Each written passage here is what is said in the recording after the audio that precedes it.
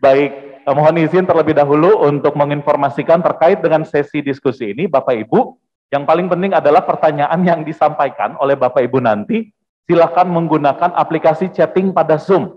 Jadi apabila nanti Bapak Ibu ada pertanyaan, silakan, atau misalnya sekarang sudah ada pertanyaan, boleh sudah langsung disampaikan melalui aplikasi chatting pada Zoom. Nantinya pertanyaan akan kami bacakan dan akan dijawab oleh narasumber kita pada pagi hari ini. Baik, kita akan masuk untuk sesi yang pertama terkait dengan kebijakan katalog elektronik dan toko daring sesuai proses bisnis terbaru oleh Deputi Bidang Monitoring, Evaluasi, dan Pengembangan Sistem Informasi Bapak Gatot Pambudi Putranto. Kepada Pak Deputi kami persilahkan.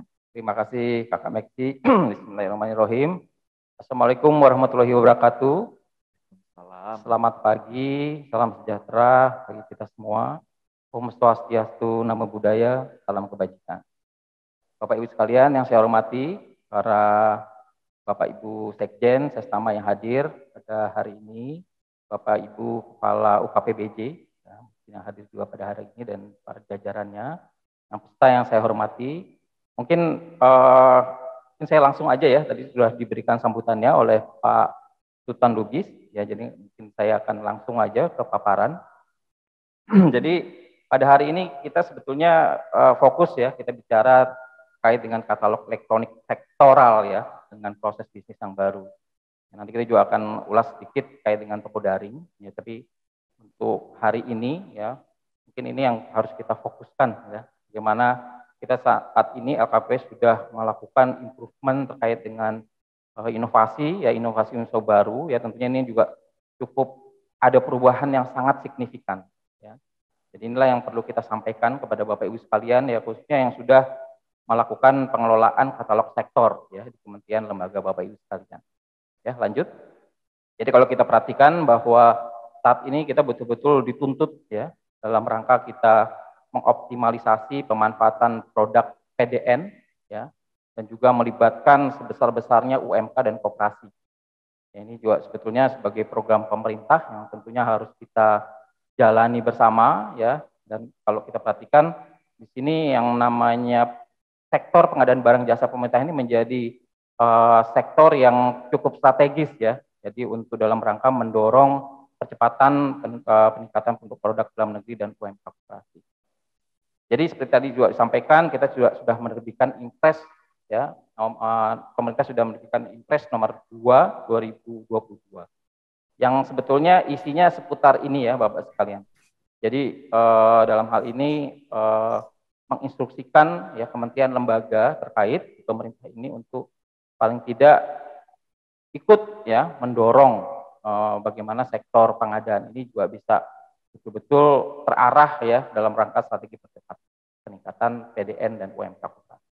Ya seperti kita lihat bahwa saat ini mungkin pembayaran kita ini kan sebetulnya masih menggunakan metode-metode yang memang diatur oleh Kementerian Keuangan ya Bapak Ibu sekalian. Jadi ini kita harapkan ke depan juga Kementerian Keuangan juga sudah, dan tentunya di sini dengan Kementerian Kemendagri ya sudah bisa melakukan percepatan terkait dengan perluasan penggunaan kartu kredit pemerintah. Ya, karena kalau kita perhatikan bagaimana saat ini LKPP ini kan sebelum membangun suatu e-marketplace pemerintah ya. Mungkin yang kelihatan di sini adalah katalog dan toko daring. Ini harapan kita nanti kalau kita memang sudah secara masif ya menggunakan metode e-purchasing ya, yaitu katalog elektronik dan toko daring ini ya pembayarannya juga sudah sesuai dengan kaidah-kaidah e-commerce gitu ya.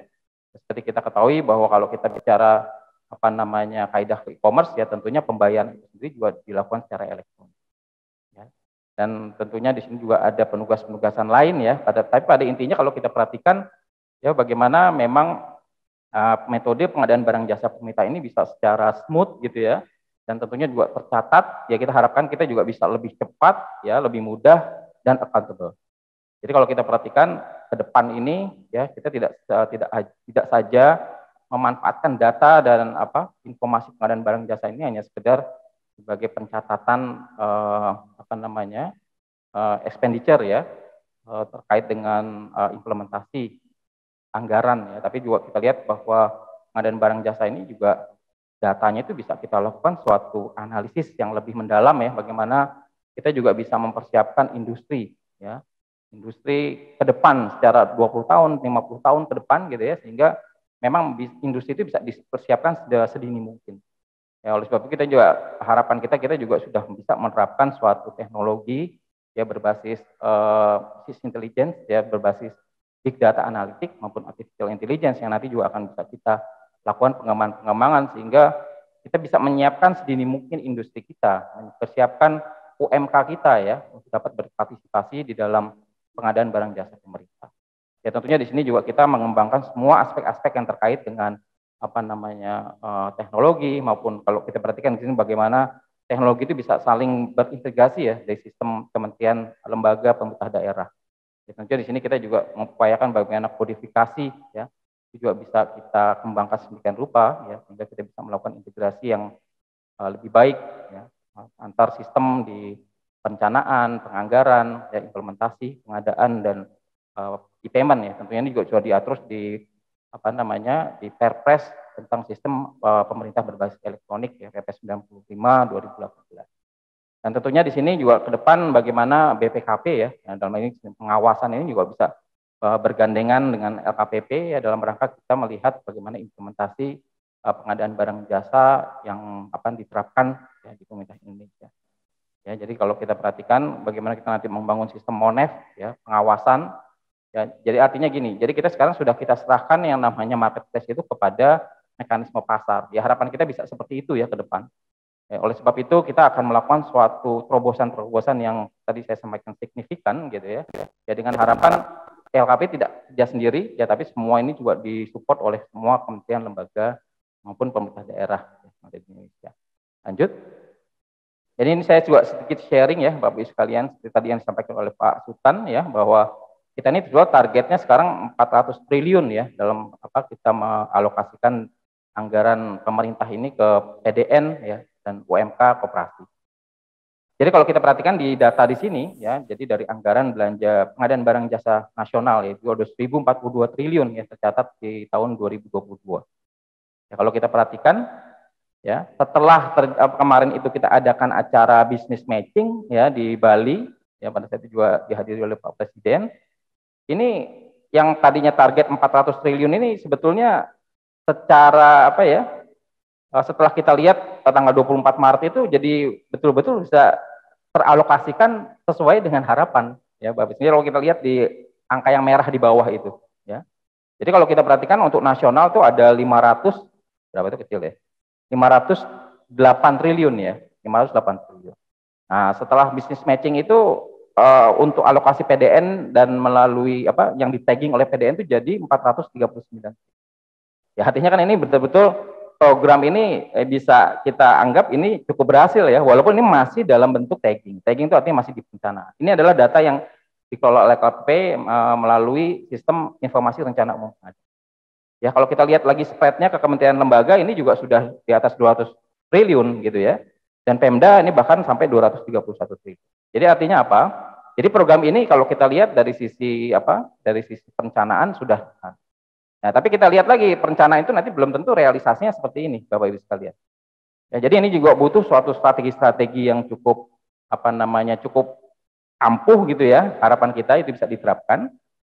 Ya, sehingga apa yang direncanakan ini dia realisasi juga sesuai dengan apa yang tercatat di dalam komitmen ya, dan tentunya ini disiru. Ya, jadi kalau kita perhatikan, kita lanjut aja. Singkat aja. Nah, akhirnya kita dalam hal ini menerbitkan ya, keputusan Kepala LKW nomor 122 tahun 2022. Ya.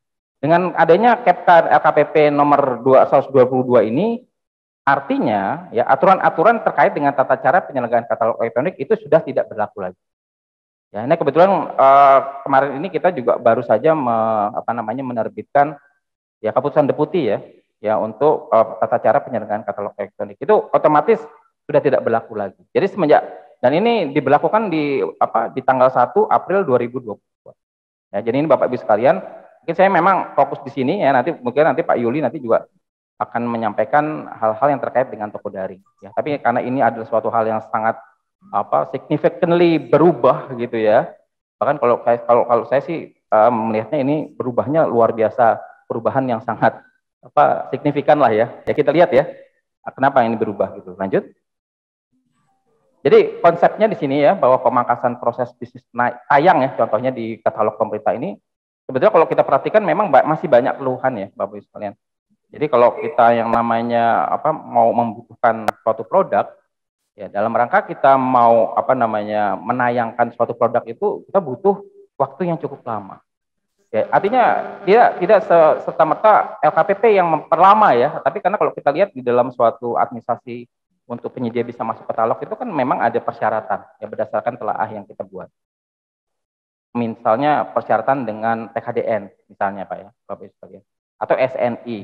Ya, sehingga padahal pengurusan TKDN itu bisa sampai sebulan gitu, bisa sampai 2 bulan. SNI juga seperti itu, bisa sampai 2 bulan. Jadi seolah-olah kalau tayang ke katalog itu bisa membutuhkan waktu bisa lebih dari 3 bulan bukan gitu ya, karena bukan tayang di katalognya, tapi persyaratan-persyaratan yang memang dipersyaratkan ya, dalam rangka menayangkan katalog.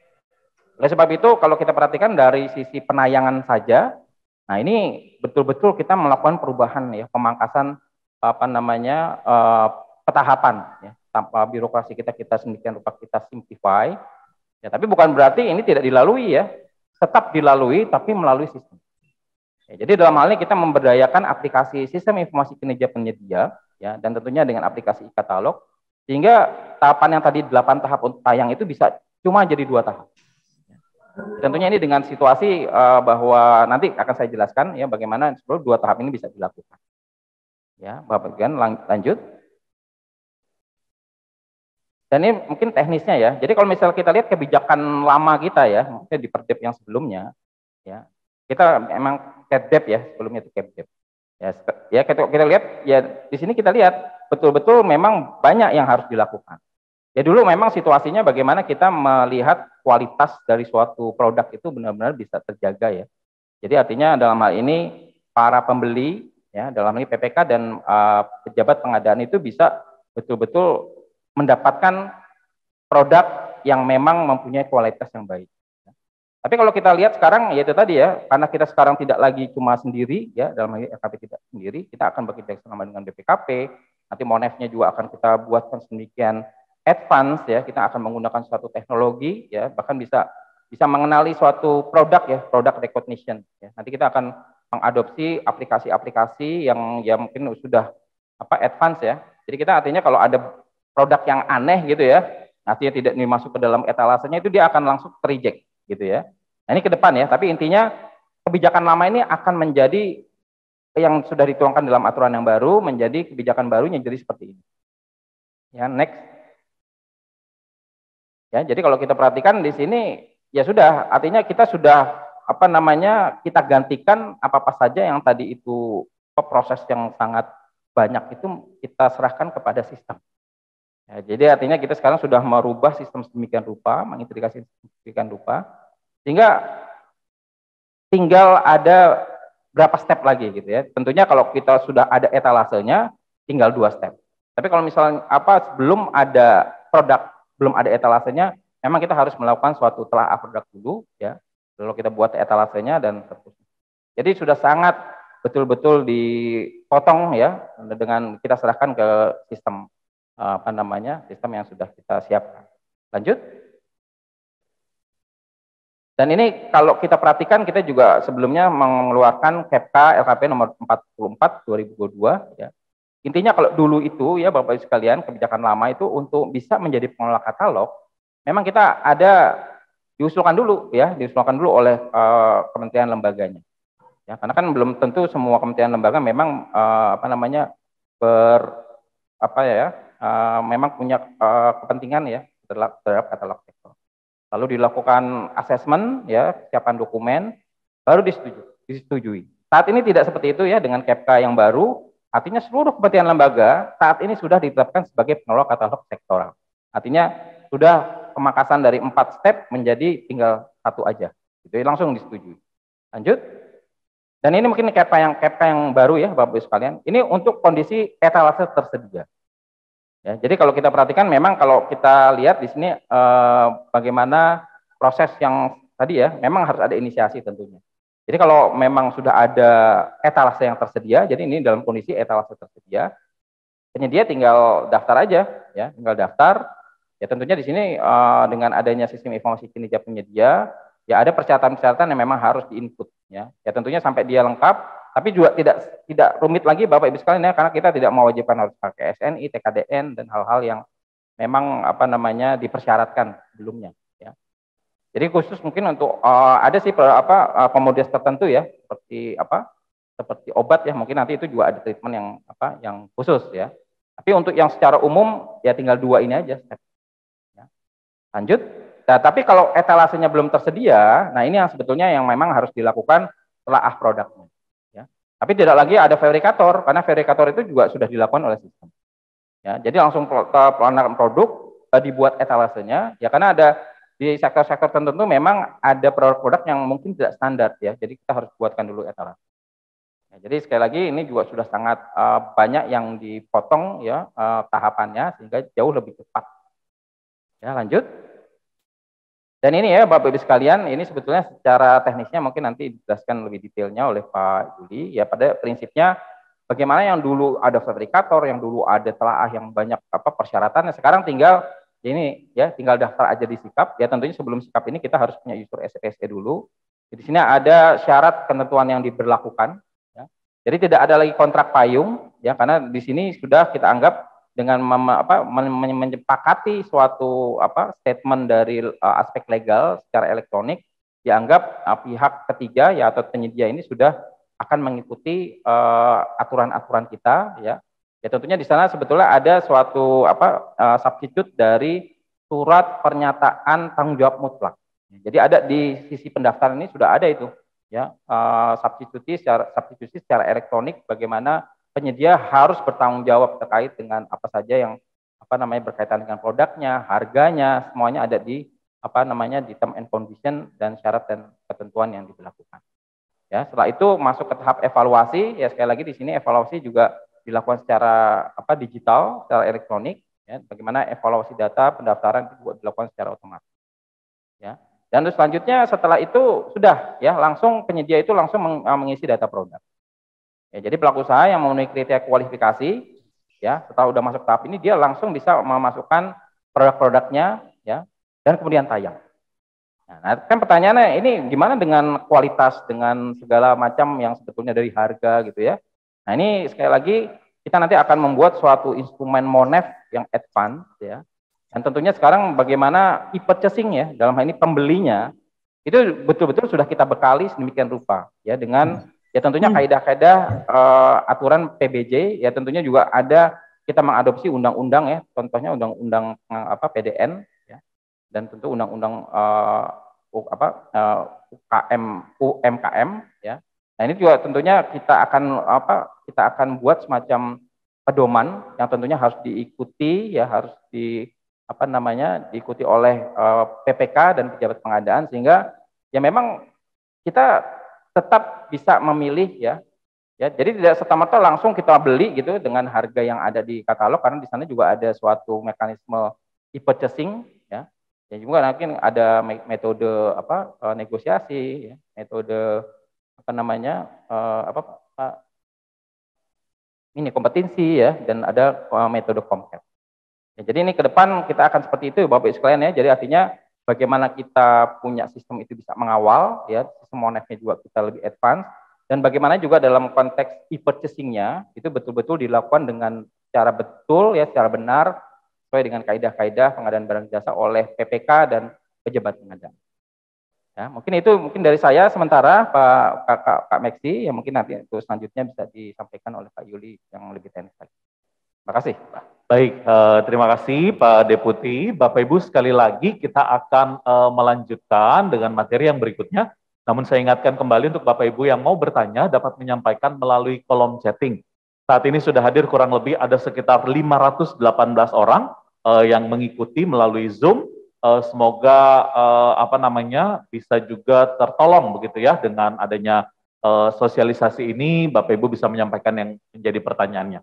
Baik, kita lanjut untuk materi yang berikutnya terkait dengan sosialisasi percepatan pengelolaan katalog elektronik sektoral akan disampaikan oleh Direktur Pengembangan Sistem Katalog Bapak Yulianto Prihandoyo. Kepada Pak Direktur kami persilahkan. Terima kasih Mas Meksi, MC, Ibu dan Bapak semuanya. Selamat pagi, Assalamualaikum warahmatullahi wabarakatuh. Salam sejahtera buat kita sekalian. Ibu dan Bapak semuanya, Kepala UKPBJ, beserta jajaran dan tamu undangan lainnya, insya Allah kita semua dalam keadaan sehat. Saya menyambung apa yang sudah disampaikan oleh Pak Deputi dan termasuk tadi di arahan di depan. Jadi prinsipnya kita semua, para pengelola pengadaan ini diminta untuk satu ya, memastikan proses pengadaan kita itu mengutamakan produk-produk dalam negeri, termasuk juga produk-produk UMK.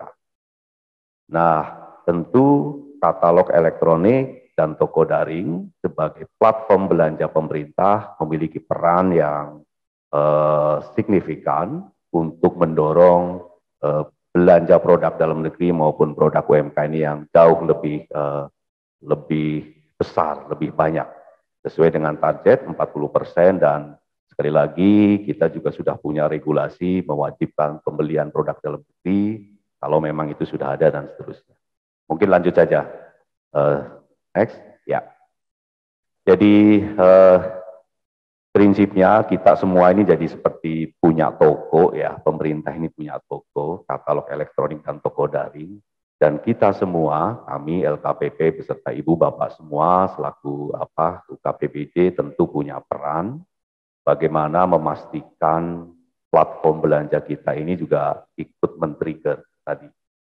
Ikut men-trigger proses pengadaan barang jasa yang mengutamakan katakanlah produk dalam negeri. Tentu ada beberapa poin yang saya ingin sampaikan ke Ibu Bapak semua ya.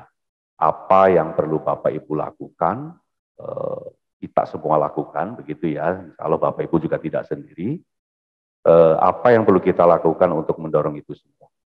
Tadi sudah disampaikan oleh Pak Deputi ada beberapa perubahan proses bisnis yang jauh lebih simpel. Nanti saya mungkin akan ulangi, akan pertegas. Tetapi sebelum ke sana saya kira saya ingin memulai dari pertama, kami kalau boleh Ibu Bapak semuanya mulailah menginventarisir pelaku usaha khususnya pelaku usaha UMK maupun PDM. Sepertinya Ibu Bapak semuanya sudah rutin, pasti pernah melakukan proses pengadaan barang jasa sebelumnya begitu ya. Saya kira sudah bisa mulai diinventarisir pelaku usaha itu. Dulu prosesnya pengadaan langsung, dulu prosesnya tender, kita pelan-pelan mulai geser, ajak pelaku usaha tadi ke dalam platform belanja kita, katalog elektronik maupun toko daring. Apa bedanya kalau pengadaan langsung atau kalau katalog maupun toko daring insya Allah jauh lebih transparan, harga semua orang tahu, tercatat, dan ini yang penting. Proses pengadaannya jauh lebih simpel. Tinggal klik beli dan seterusnya. Jadi kita ingin dorong selama ini praktek barangkali pengadaan langsung, proses tender yang memungkinkan nanti katakanlah itu bisa distandarisasi, nanti bisa kita tayangkan produknya ke katalog elektronik. Pelaku usaha tadi saya kira mulailah diinventarisir dan seterusnya. Jadi saya ambil contoh misalnya, sekaliguslah kami beri apresiasi ke misal Kementerian PUPR ya. Kemarin ada proses selama ini barangkali ya tender pekerjaan pemeliharaan jalan, pekerjaan jembatan, Kementerian PUPR sudah tanda kutip berhasil lah ya mengajak pelaku usaha rangka baja jembatan maupun kontraktor privasi jalan ini diajak ke katalog elektronik. Prosesnya jadi jauh lebih simpel. Tidak perlu tender, 1 Januari sudah langsung bisa pesan dan seterusnya. Nah, hal-hal seperti ini kami ingin meminta kita semua bisa bergerak ke arah sana. Inventarisir pelaku usaha yang sudah pernah Bapak Ibu atau biasa lakukan. Mungkin ini juga peserta Zoom sepertinya juga ada yang dari lapas, biasa belanja bahan-bahan makan minum begitu untuk penghuni lapas, mulai diinventarisirlah pelaku usaha itu.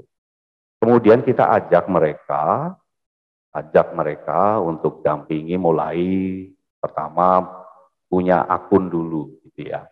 Saya kira kalau ibu bapak semua yang sudah terbiasa begitu ya sudah paham lah ya. Teman-teman pelaku usaha yang sudah biasa ikut tender insya Allah juga sudah punya akun. Tapi bagi yang belum, terutama mungkin daerah-daerah begitu ya, saya kira mungkin sudah bisa kita ajak untuk pelaku usaha tadi untuk memiliki akun. Insya Allah caranya juga tidak sulit. Jadi akun ini semacam kayak data diri elektronik lah. Ini jadi pintu masuk bagi para pelaku usaha kalau mereka ingin produknya dijajakan sekaligus nanti bisa bertransaksi dengan kita semua. Prosesnya mudah, saya kira nanti bisa dicari ke laman-laman LPS setempat, ibu bapak semua insya Allah sudah pada paham semua ya. Termasuk kalau perlu di daerah-daerah itu juga bisa berkunjung, ada pelaku usaha lokal yang berdomisili di mana, di Sidoarjo, begitu ya nanti bisa mendatangi ke UKPPC setempat untuk mendapatkan akun itu. Next. Lalu berikutnya, nah ini kita sudah mulai agak sedikit teknis, prinsipnya sebetulnya bicara katalog maupun marketplace yang lain ya, toko daring pasti ada yang namanya, kami sebut istilahnya etalase produk. Jadi etalase produk itu semacam tempat pajangan begitu ya, kurang lebih produk-produk itu terinformasikan. Mungkin kita bisa Mbak Ami, mungkin kita bisa keluar dulu supaya lihat aplikasi katalog kita Mbak Ami, barangkali supaya Ibu Bapak juga apa sih etalase itu gitu ya. Untuk sebagian mungkin belum paham, tapi saya yakin teman-teman seperti PU, Kemenkes itu sudah paham lah apa itu etalase. Maksudnya begini, di kiri atas itu ada etalase produk, klik saja. Nah di sini ada 3 ya, ada nasional, lokal, sektoral. Itu maksudnya adalah kalau nasional ini kami yang mengelola LKPP. Kalau lokal itu yang mengelola itu teman-teman Pemda, kabupaten kota, dan sektoral itu yang mengelola ibu bapak semuanya. Nah di dalam kalau kita klik sektoral ini, nanti di situ ada kementerian lembaga yang salah satunya boleh jadi ada unit di tempat ibu bapak semuanya. Kalau kita klik salah satu misalnya Kementan, kita sudah punya Alsintan di sana yang Bapak Ibu pelaku usaha bisa sudah mulai menginput produknya. Jadi poinnya begini, etalase ini menunjukkan bahwa tokonya sudah dibuka, tinggal penyedianya menginput produk. Kurang lebih seperti itu. Nah, bagaimana menuju toko ini dibuka? Etalase ini dibuka, tadi sudah disampaikan oleh Pak Deputi, ada 2 cara, gitu ya. Yang pertama, secara mandiri Bapak Ibu sudah bisa siapkan. Jadi di Kepka sekarang, kita beri kewenangan ke Ibu Bapak untuk bisa bikin etalase sendiri. Tentu nanti kalau kesulitan, kami akan ikut damping.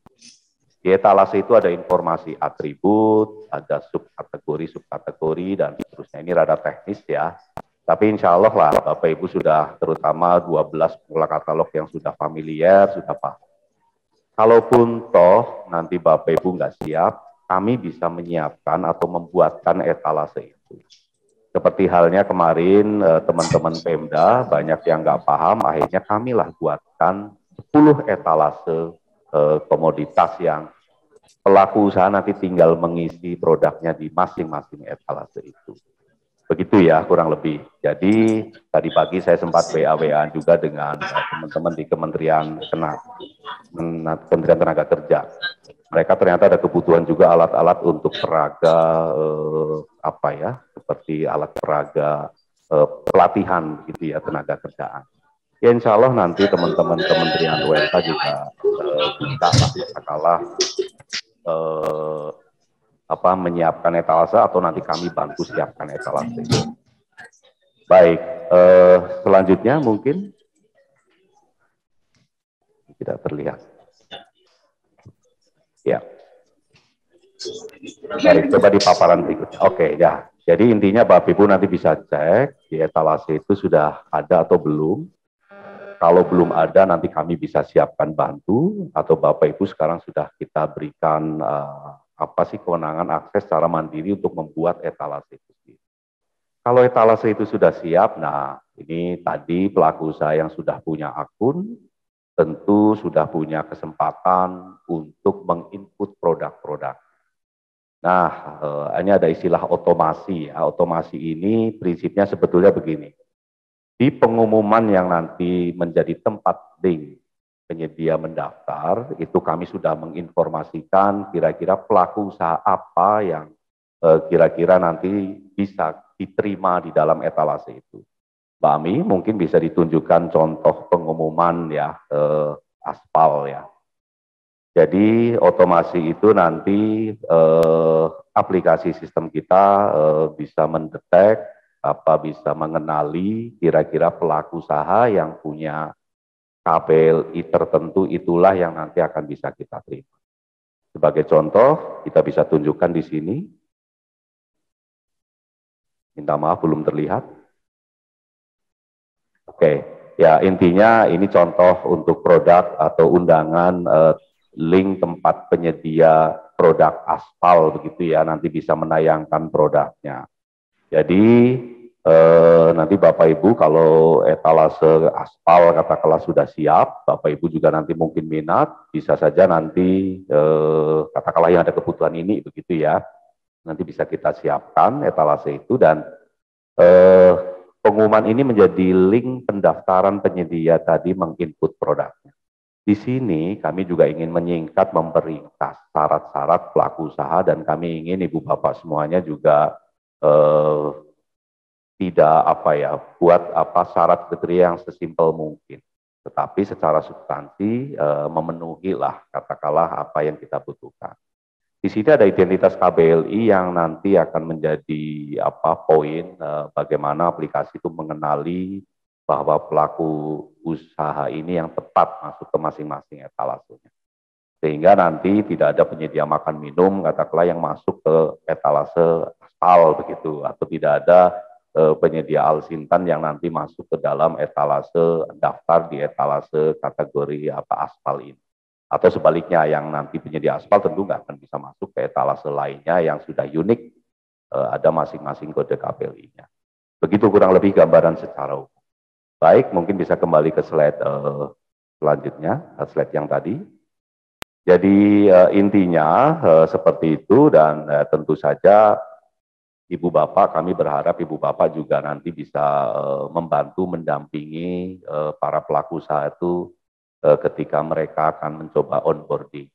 Kami jumpai di beberapa situasi, di beberapa tempat, terutama di daerah, banyak pelaku usaha yang tanda kutip belum melek digital. Rasanya ini menjadi tugas kita bersama, suka tidak suka, mau tidak mau, kalau kita mau belajar secara elektronik ya memang tidak mau ya harus memahami atau tahu setidaknya digitalisasi proses pengadaan. Dan ini saya kira teman-teman semua nanti punya peran, kesempatan untuk membantu.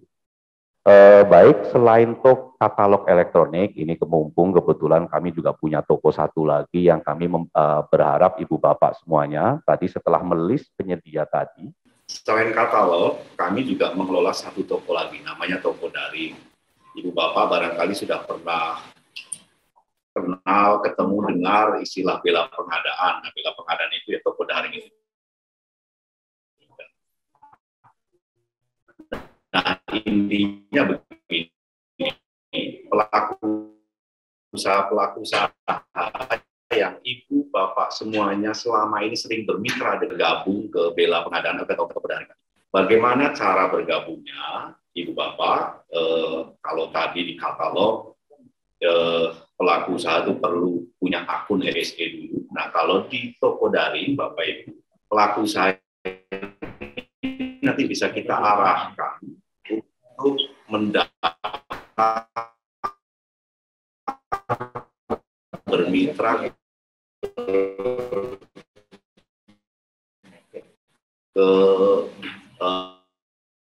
lkpp.go.id. Di situ nanti Bapak Ibu bisa temukan ada beberapa marketplace mitra kita yang pelaku usaha tadi bisa mendaftar. Jadi insya Allah prosesnya juga tidak sulit, tetapi prinsipnya memang pelaku usaha tadi dapat bermitra di masing-masing marketplace mitra toko daring kita. Kalau sudah bermitra dengan marketplace mitra toko daring, produk pelaku usaha itu bisa tayang di sana dan berpotensi nanti bisa dibeli oleh kita semua begitu ya. Saya kira seperti itu, Ibu dan Bapak semuanya, MC. Mudah-mudahan sepertinya di kolom chat juga sudah banyak pertanyaan, ya insya Allah nanti kita pelan-pelan bisa kita coba jelaskan atau jawab begitu ya. Baik, waktu dan tempat kami kembalikan ke Mas MC. Baik, terima kasih Pak Direktur. Dari beberapa pertanyaan yang sudah masuk, Pak Direktur, kita sudah mencoba mengambil dan juga sudah coba dipersiapkan oleh teman-teman panitia. Yang pertama ada Pak Ari dari Kementerian Kesehatan. Baik, sambil mungkin dipersiapkan dulu oleh teman-teman panitia. Pak Ari dari Kementerian Kesehatan bertanya, bagaimana aplikasi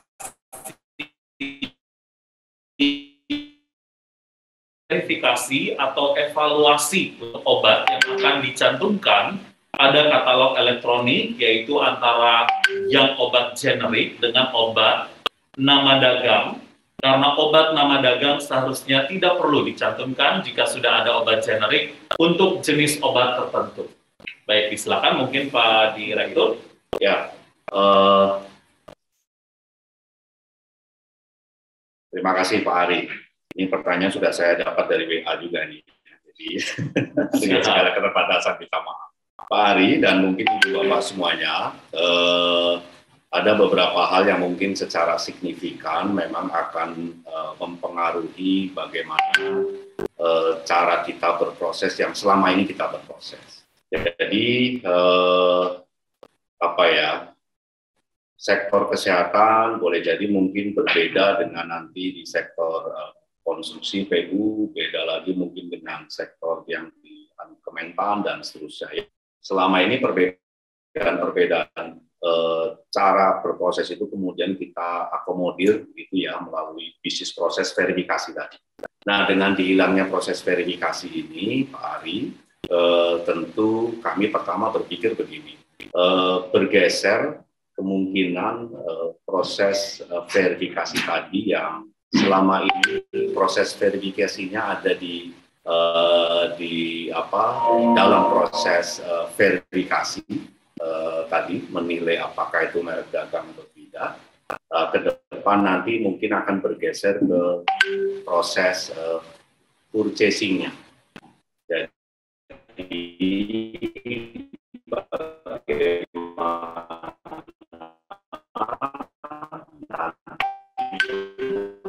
teman PPK, teman-teman pejabat pengadaan itu nanti bisa dipandu pilih dan seterusnya. Bisa.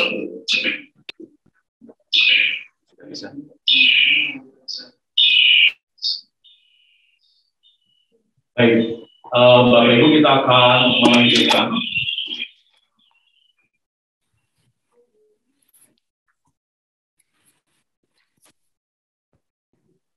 Putus lagi nih Pak, Bapak.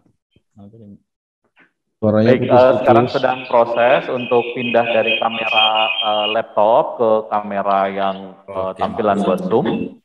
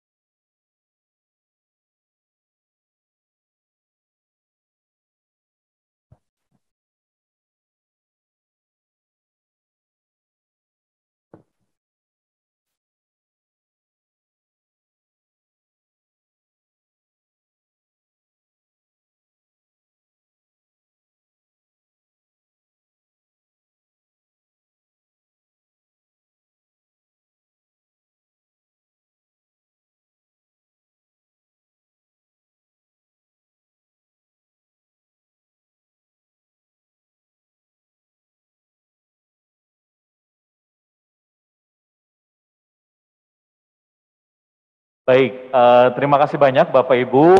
Kami lihat di Zoom masih ada 546 orang. Mungkin kalau dipotong oleh panitia sekitar 40-an orang, ada sekitar 500 orang Bapak Ibu peserta yang mengikuti sesi sosialisasi pada pagi hari ini. Sekali lagi kami memohon maaf karena ada kendala teknis terkait dengan blackout yang baru saja terjadi. Semoga ini tidak mengurangi esensi acara kita pada pagi hari ini. Dan juga termasuk menjawab pertanyaan yang sudah disampaikan oleh Bapak Ibu sekalian. Baik, Pak Direktur izin tadi berarti sudah selesai untuk pertanyaan yang pertama ya. Kita lanjut dengan pertanyaan yang kedua. Mohon maaf, ada pertanyaan yang berikutnya lagi, masih mungkin temanya sama begitu ya. Bagaimana aplikasi katalog elektronik dapat melakukan verifikasi atau evaluasi untuk harga obat yang akan dicantumkan? Karena untuk obat terdapat head yang merupakan batas tertinggi harga satuan yang dapat dibeli. Baik, mungkin ini kepada Pak Direktur, silakan.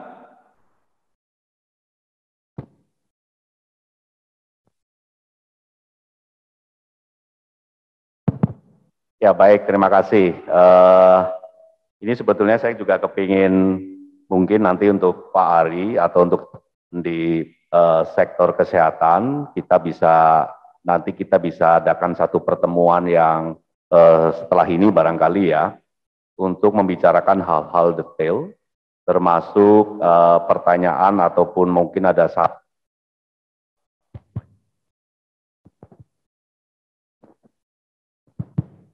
minta maaf.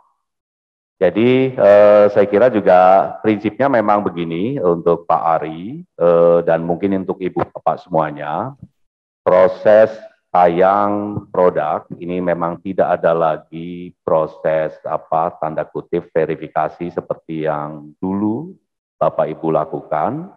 Prinsipnya sekarang kita hanya mendefine apakah penyedia itu memang sudah memiliki syarat kriteria sebagaimana yang kita tentukan tadi, di pengumuman tadi ada nomor KBLI salah satunya. Disitulah yang nanti akan menjadi poin bagaimana yang dimaksud sebagai otomasi tadi. Penyedia dengan KBLI itu dia sudah bisa masuk input produk dan seterusnya. Nah, terhadap syarat-syarat hal-hal yang katakanlah di dalam informasi produk tadi itu bisa nanti menjadi petunjuk untuk katakanlah pada saat purchase ini bisa kita beli atau tidak. Misal produk ini kalau di atribut isian Pak Ari mudah-mudahan ada produk nanti ada merek dagang, ada apa sih istilahnya obat generik atau obat dengan merek nama dagang yang tentu itu bisa jadi petunjuk untuk teman-teman PPK dan pejabat pengadaan di rumah sakit katakanlah ketika yang bersangkutan nanti mau beli. Termasuk harga dalam hal ini. Jadi saya kira mungkin HET ini perlu kita mungkin perlu kita publish sebagai nanti referensi bagi teman-teman PPK atau pejabat pengadaan untuk pada waktunya nanti yang bersangkutan mempurchase produk obat atau alkes itu. Itu kurang lebih Pak Ari. Terima kasih. Baik, terima kasih Pak Direktur. Kita lanjut lagi pertanyaan yang berikutnya. Dari Ibu Nuraini, Kementerian PUPR. Kami yang dari Kementerian PUPR untuk e-katalog produk jasa pekerjaan reservasi jalan dan jembatan juga menggunakan referensi batasan harga tertinggi. Sama seperti Kemenkes untuk obat, mohon dapat diakomodasi. Dilanjutkan di bawahnya, beliau menyampaikan bahwa lebih tepatnya siapa yang nantinya akan bertanggung jawab untuk PJ yang tayang apabila tidak sesuai, terutama untuk produk jasa konstruksi. Ya, baik, Pak kasih Bu Nuraini. Pertama, terima kasih betul ini ya, teman-teman PUPR ini juga sudah memberanikan diri setahun 2 tahun lalu untuk mulai menayangkan produk-produk jasa konstruksi. Nggak kebayang dulu ya, kita bisa menayangkan rangka baja jembatan, kita sudah bisa menayangkan produk pekerjaan preservasi jalan. Jadi ini akan mempermudah, memangkas proses pemilihan yang selama ini tender butuh waktu 1 bulan, 2 bulan, ini sekarang bisa langsung klik beli dan seterusnya. Pertanyaan Mbak Nuraini saya kira sama dengan apa yang tadi Pak Ari sampaikan. Jadi prinsipnya nanti teman-teman PUPR saya kira bisa membuat panduan, guidance, bagaimana pembeli nanti, PPK pejabat pengadaan itu mempurchase produk-produk yang nanti tayang di katalog sektoral Kementerian PUPR. Jadi prinsipnya begitu. Ini ada pertanyaan berikutnya nih, siapa sih yang nanti bertanggung jawab? Jadi Ibu dan Bapak semuanya, saya ingin menegaskan dan memastikan ke kita semua ya. Jadi intinya penyedia kan nanti akan menginput informasi produk, informasi data-data yang berkaitan dengan produk ini. Nah, ini tanggung jawab sepenuhnya ada di pihak penyedia. Sekali lagi saya ulangi, tanggung jawab sepenuhnya ada di pihak penyedia. Pihak penyedia sebelum klik input produk yang bersangkutan sudah membuat semacam pernyataan yang intinya segala informasi di situ ya tanggung jawab mereka. Nah, tugas kita apa? Tentu saja tugas kita tetap memonitoring. Saya berharap Ibu dan Bapak semuanya nanti bisa ikut memonitor, memastikan, memonef begitu ya, kira-kira informasi-informasi yang tayang itu oke atau tidak begitu ya. Tidak tertutup kemungkinan kita juga bisa melakukan semacam freeze, unfreeze gitu ya. Kita memfreezing produk itu ketika kita temukan ada informasi yang sepertinya tidak tepat. Begitu kurang lebih ya. Jadi panduan-panduan bagaimana PPK supaya tidak disalahkan ini juga sudah kita tuangkan di KEPK itu. Jadi Bapak Ibu semuanya coba nanti sambil dibaca di KEPK itu diatur bagaimana nanti pejabat pembuat komitmen maupun pejabat pengadaan itu memulai proses purchasing-nya. Jadi disinilah saya kira tadi panduan-panduan yang kalau misalnya Kemenkes tidak boleh obat ini harus generik, ini boleh merek dagang ya di peran ini, di poin ini saya kira teman-teman masing-masing pengelola katalog sektoral bisa memberikan tambahan panduan gitu ya. Kita tadi sudah ngasih panduan PPK, ya harus ngecek dulu kira-kira PDN dulu yang bisa kita pilih, kita bisa nego dari PDN mana yang harganya baik ya, termurah katakanlah, dan seterusnya ada di KEPK itu. Saya kira seperti itu. Ya. Baik, terima kasih Pak Direktur. Bapak Ibu kita lanjutkan untuk pertanyaan yang ketiga dari Pak Agung Wisnu, Kementan. Beliau menanyakan, saya Agung Kementan sehubungan dengan Inpres nomor 2 untuk barang-barang yang akan kita adakan di dalam e-katalog saat ini yang tersedia masih berupa barang impor. Mohon petunjuk. Baik, mungkin Pak Deputi berkenan buat menjawab, silakan. Oke, terima kasih Pak Wisnu. Jadi saat ini memang makanya kita sekarang ini sudah kita buka ya seluas-luasnya ya bagi para penyedia yang tadinya mungkin kesulitan produksi dalam negeri tapi kesulitan terkait dengan hal-hal yang menjadi persyaratan ya, KDN, TNI dan sebagainya. Oleh sebab itu kita sekarang tidak lagi mempersyaratkan hal-hal seperti itu Bapak Ibu sekalian. Seandainya ada TKDN, ada SN silakan dicantumkan. Tapi kalau tidak ada ya tetap kita bisa tayang. Ya, jadi harapan kita memang ini bisa masuk sebanyak-banyaknya ya seperti arahan Presiden ya bahwa UMK dan PDN ini harus masuk ya ke dalam katalog.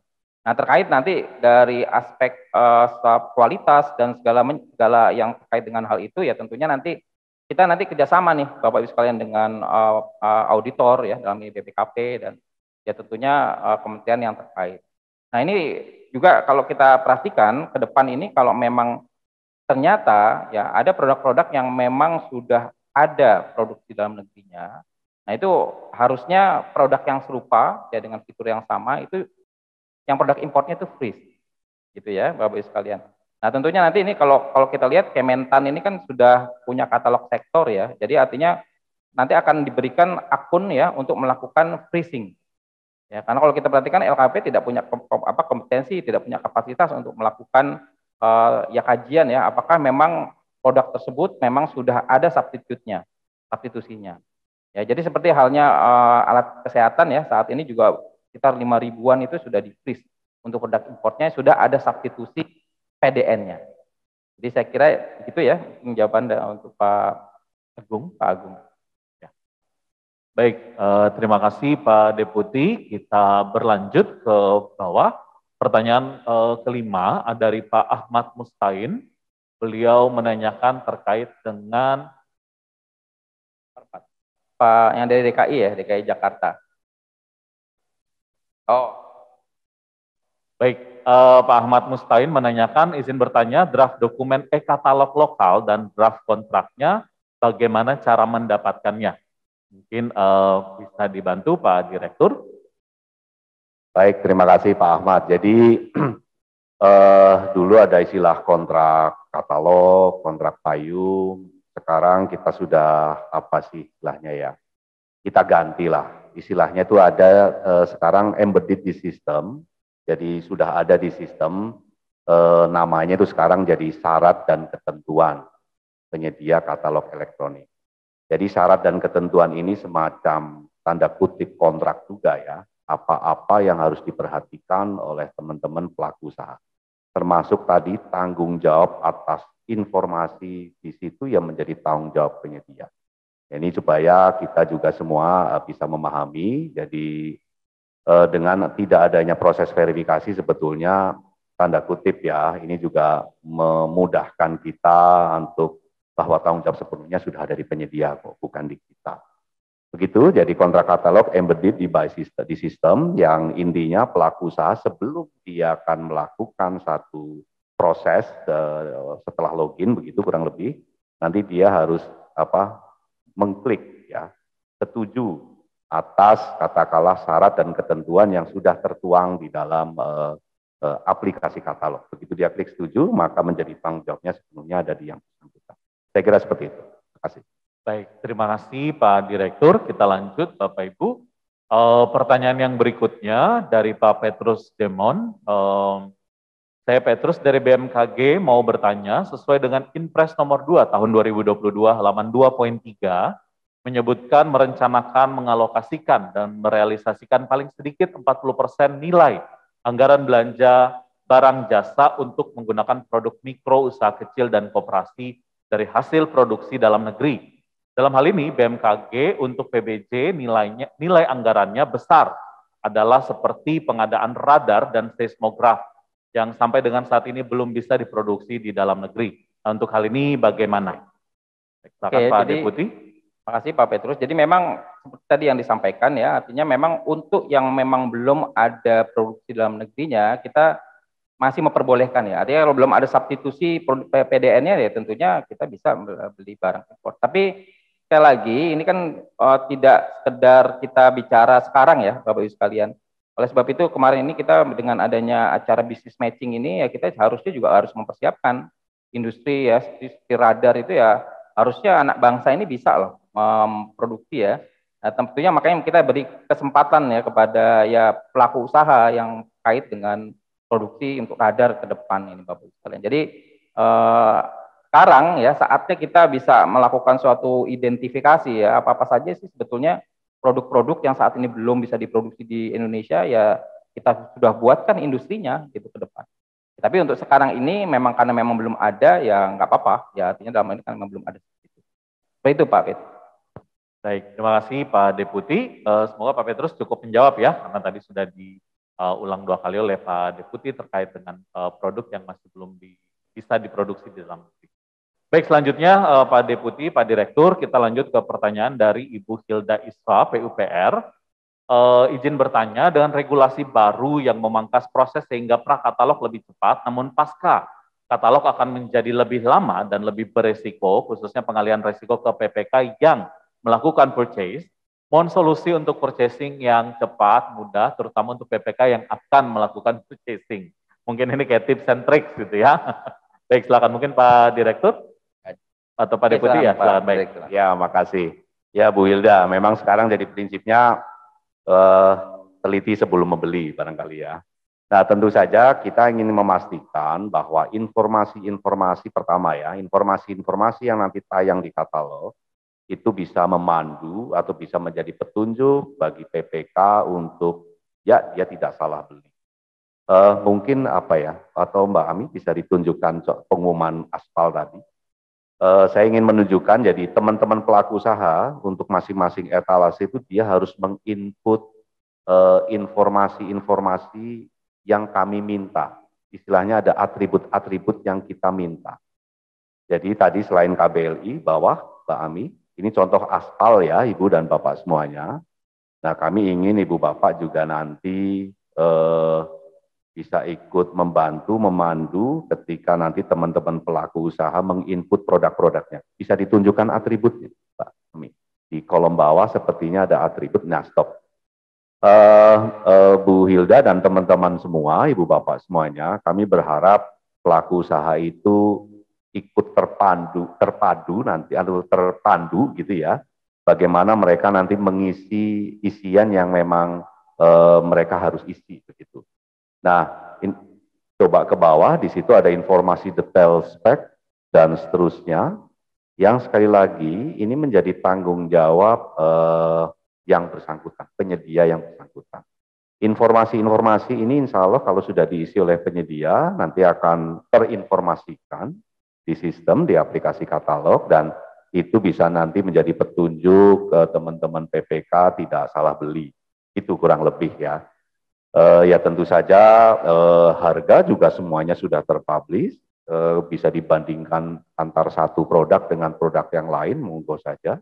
Di panduan di dalam PPK panduan purchasing juga sudah kita bunyikan atau narasikan di situ. Saya kira begitu ya. Terima kasih. Baik, terima kasih Pak Direktur. Kita lanjut, ini ada juga dari PUPR. Ada beberapa produk teknologi yang melibatkan aplikator teknologi yang sudah ber-PKS, dan itu menjadi persyaratan dalam pendaftaran di e-katalog. Karena aplikator yang sudah ber-PKS tersebut sudah mengikuti pelatihan dari kami. Jika nanti proses verifikasi tidak ada, berarti akan banyak aplikator dan tanda petik tidak ber-PKS dan tidak mengikuti pelatihan dari kami yang akan mendaftar. Kami agak mengkhawatirkan terkait kualitas produk di e-katalog. Terima kasih. Baik, mungkin ada ya, Pak Direktur. Baik, Bu Hilda, ini teknis betul ya. Saya kira begini, mana-mana aplikator yang sudah Ibu latih, itu juga nanti bisa menjadi poin yang diinformasikan untuk menjadi perhatian bagi para PPK dan pejabat pengadaan ketika nanti mau bertransaksi. Jadi saya kira list pelaku usaha apa yang sudah dilatih tadi ya, karena ada yang ber-PKS dilatih, ada yang belum mungkin ya tadi ya. Itu saya kira mungkin juga perlu diinformasikan sedemikian rupa sehingga pada saat purchase PPK terinformasikan dengan itu. Yang tentu dia nanti tidak salah beli lah, tidak salah pilih. Mungkin seperti itu ya gambarannya. Makasih. Baik, terima kasih Pak Direktur. Kita lanjut lagi, pertanyaan berikutnya ada Ibu Stella dari Kemenkes, izin bertanya. Yang pertama, apa yang masuk katalog nasional dan mana yang masuk katalog sektoral? Mungkin lebih kepada tipe produk begitu ya. Kemudian yang kedua, bagaimana migrasi list katalog nasional ke katalog sektoral? Yang ketiga, dalam katalog obat ada persyaratan untuk penyedia yang ikut serta seperti HPS. Penawaran yang masuk adalah yang kurang dari nilai HPS. Kemudian yang kedua ada kriteria hanya produk generik. Untuk hal seperti ini bagaimana proses masuk ke dalam katalog dan bagaimana peran Kemenkes. Lalu yang keempat, apakah ada format untuk STPJM-nya? Baik, terima kasih. Baik, mungkin ya. Baik. Ya, makasih Bu Sela. Jadi ini kebetulan memang obat, alkes, sejarahnya dulu ada di sektoral Kemenkes, beralih ke nasional, dan sekarang terima kasih ini sudah Kementerian Kesehatan sudah berinisiatif untuk buat katalog sektoral. Nah tentu begini, migrasinya ya otomatis teman-teman Kementerian Katalog Sektoral kami sudah tahu, sudah membuka pengumuman sepertinya gitu ya, dan insya Allah sudah dibuka semua produk komoditas. Masuk tayang saja, silahkan masuk tayang ya, nanti setelah tayang ya kami mungkin perlu duduk bareng begitu ya, Kemenkes dengan kami Untuk selanjutnya, ketika ada duplikasi tayang di sektoral, maka kemungkinan nanti yang sudah tayang di nasional akan kita take down. Jadi kurang lebih seperti itu, Bu Sela. Jadi sekarang masih berproses Kementerian Sektoral membuka pendaftaran produk tadi. Silahkan masuk penyedia tadi, tentu nanti setelah tayang kita bisa duduk bareng untuk kemudian kalau ada duplikasi, maka produk itu dengan penyedia yang sama, katakanlah nanti bisa kita, yang di katalog nasional bisa kita take down. Begitu kurang lebih. Oke, ya. Baik, terima kasih Pak Direktur. Kita lanjut lagi. Ada pertanyaan dari Pak Adi KKP. Bagaimana solusinya ketika harga yang tertera di e-katalog lebih mahal dari lainnya, baik elektronik atau beli langsung? Apakah tetap beli di e-katalog? Baik, Pak Deputi silakan. Baik Pak Adi, jadi kalau kewajiban untuk beli di katalog itu tidak wajib ya, kecuali obat ya. Jadi hanya komoditas obat yang setelah wajib. Itu pun karena memang ada permen ya, permen case-nya. Ya, jadi artinya kalau memang dianggap dia bisa lebih murah gitu ya, artinya tidak ada kewajiban sekali lagi beli di katalog elektronik. Ya, tapi kita lihat sekarang bahwa di harga yang di dalam katalog elektronik itu kan bisa dinego ya. Jadi artinya dalam hal ini ya silahkan dulu dinego ya, artinya sesuai dengan yang sesuai dengan mungkin Pak Adi lihat ya bahwa mungkin ini harganya kemahalan, ditawar dulu, dinego dulu. Ya nego ini dalam arti bukan nego secara ini ya, secara verbal ya. Artinya dalam hal ini kita punya aplikasi ya di dalam katalog itu yang bisa artinya secara tercatat ya itu melakukan negosiasi. Jadi secara digital ya negosiasinya. Ya jadi saya kira itu ya. Jadi sekali lagi bahwa ini tidak wajib. Dan artinya bisa dinego juga ya, artinya kalau misalnya tetap mau dilakukan pembeliannya melalui katalog. Mungkin ya, saya bisa tambahkan ya, karena pertanyaan ini banyak nih, sering kali muncul. Kalau ada harga yang lebih mahal, dia lihat barang yang lain lebih murah di tempat lain gitu ya, mesti seperti apa? Mungkin begini Pak Adi, kalau boleh saya ini bicara harga tidak berdiri sendiri. Kalau di pengadaan itu ada efisien, tapi juga ada dan efektif. Kalau harganya murah, tapi barang itu datang 3 bulan kemudian, ya saya kira kok ya Bapak Ibu boleh juga milih yang mahal kalau memang kebutuhannya harus besok. Jadi justifikasi situasi seperti ini perlu Bapak Ibu, teman-teman PPK juga perlu declare menurut saya ya. Dituangkanlah entah itu semacam di catatan begitu ya sebelum memilih transaksi tadi. Jadi bicara harga itu juga bicara dengan tidak hanya harga tapi juga ada prinsip kebermanfaatannya. Efisien dan efektif itu menjadi satu proses ya atau satu tarikan nafas lah kalau kami bisa sebut. Jadi sekali lagi Pak Adi, saya kira mungkin kalau melihat harga, jangan harga saja, perlu didalami apakah barang itu memang memenuhi kebutuhan Pak Adi atau tidak. Kalau di beberapa di rumah sakit, misalnya kebutuhannya urgent, besok barang harus datang. Ya sementara ada yang lebih murah, tapi barang datang 3 bulan kemudian. Ya, kalau menurut saya sih ya efisien dan efektif, tidak harga saja. Jadi karena ada sisi kebermanfaatan, nah ya kalaupun itu lebih mahal, besok harus datang. Bahkan sekarang kan yang PDN kalau lebih mahal, ya juga bisa ya. Harus dipilih bahkan gitu ya kalau tergantung nanti selisihnya seperti itu. Mungkin seperti itu ya, makasih. Baik, terima kasih Pak Direktur. Kita lanjut lagi. Pertanyaan yang berikutnya dari Bu Reni Maharani, Kementan. Izin bertanya terkait aturan yang baru ini ada beberapa penyedia yang kami tolak dalam proses verifikasi penyedia karena produk yang ditawarkan tidak sesuai dengan kebutuhan kementerian. Tetapi karena adanya aturan baru, otomatis produknya tayang di e-katalog. Bagaimana nantinya PPK menyikapi hal tersebut terhadap teknis produk yang akan dibelinya? Terima kasih. Baik, mungkin Pak Deputi. Oke, jadi ya seperti tadi ya, sekarang ini memang situasinya seperti itu ya, karena memang ini juga sekali lagi arahan Pak Presiden gitu, jadi semua memang diberi kesempatan untuk bisa masuk nih akhirnya gitu ya. Nah tentunya di sini yang paling harus diperkuat adalah bagaimana nanti e-purchasing. Ya, jadi sekali lagi PPK di sini kita harapkan ya tentunya pejabat pengadaan diharapkan ya juga bisa sangat kritis saat ini. Ya karena dengan kompetensinya ya sebagai PPK itu kan ya harusnya pada saat membeli ya kritis sebelum membeli lagi. Ya jadi sekarang memang jadi bergeser nih. Jadi resiko ini memang di dalam kita nanti mengelola marketplace ke depan juga akhirnya kita alihkan ke penyedia dan pembeli, dalam hal ini PPK. Jadi ya sebelumnya PPK juga wajib ya memeriksa status daftar hitam penyedia gitu. Lalu melakukan ya dalam konteks secara sepihak PPK juga harus melakukan verifikasi juga dengan kualifikasi penyedia yang belum yang mungkin belum terverifikasi dalam aplikasi Sikap misalnya. Dan melakukan klarifikasi juga terhadap spek ya teknis, fungsi, kinerja, ketentuan terkait dengan produk yang terkait. Jadi saya kira itu ya. Jadi artinya PPK juga nanti ya mungkin kita juga akan buat pedoman ya mungkin yang lebih detail ya terkait bagaimana nanti juga PPK menyikapi situasi seperti ini. Demikian. Baik, terima kasih Pak Deputi. Pak Direktur mungkin mau menambahkan?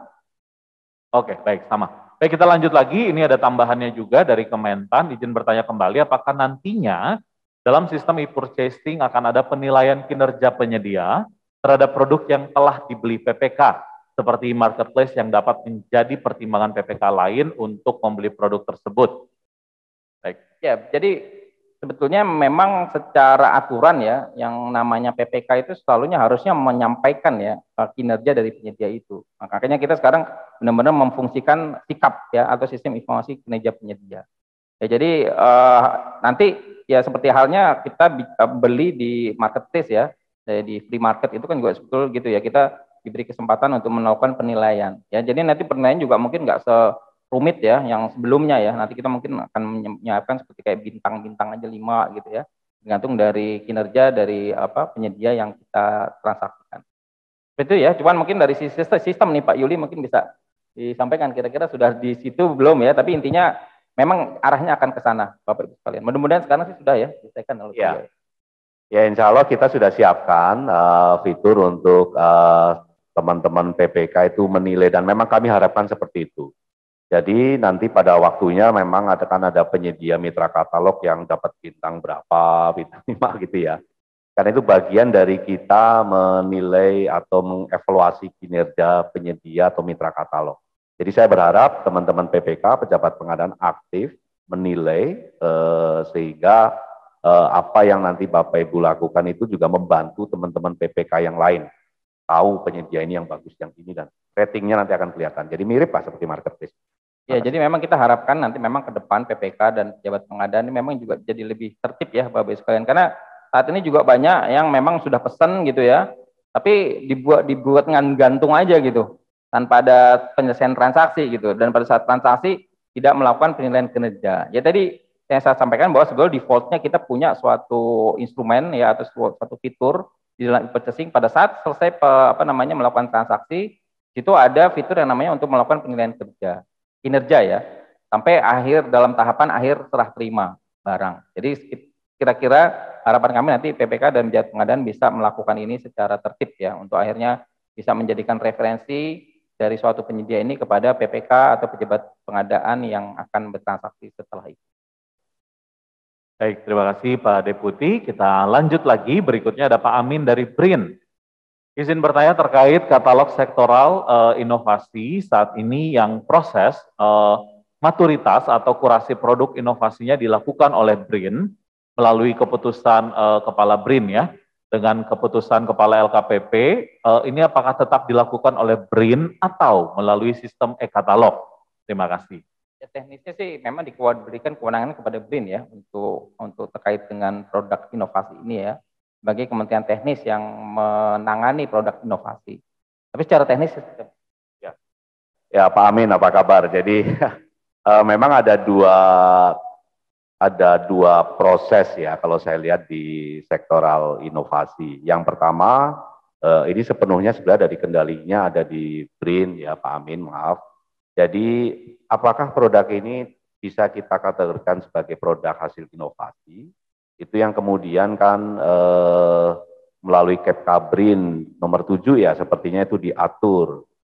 Nah, proses ini ya tentu saja kami kembalikan lah ya ke BRIN, kira-kira apakah memang bagaimana cara menilai, mengkurasi bahwa produk ini memang layak disebut sebagai produk hasil inovasi, kami kembalikan ke Bapak.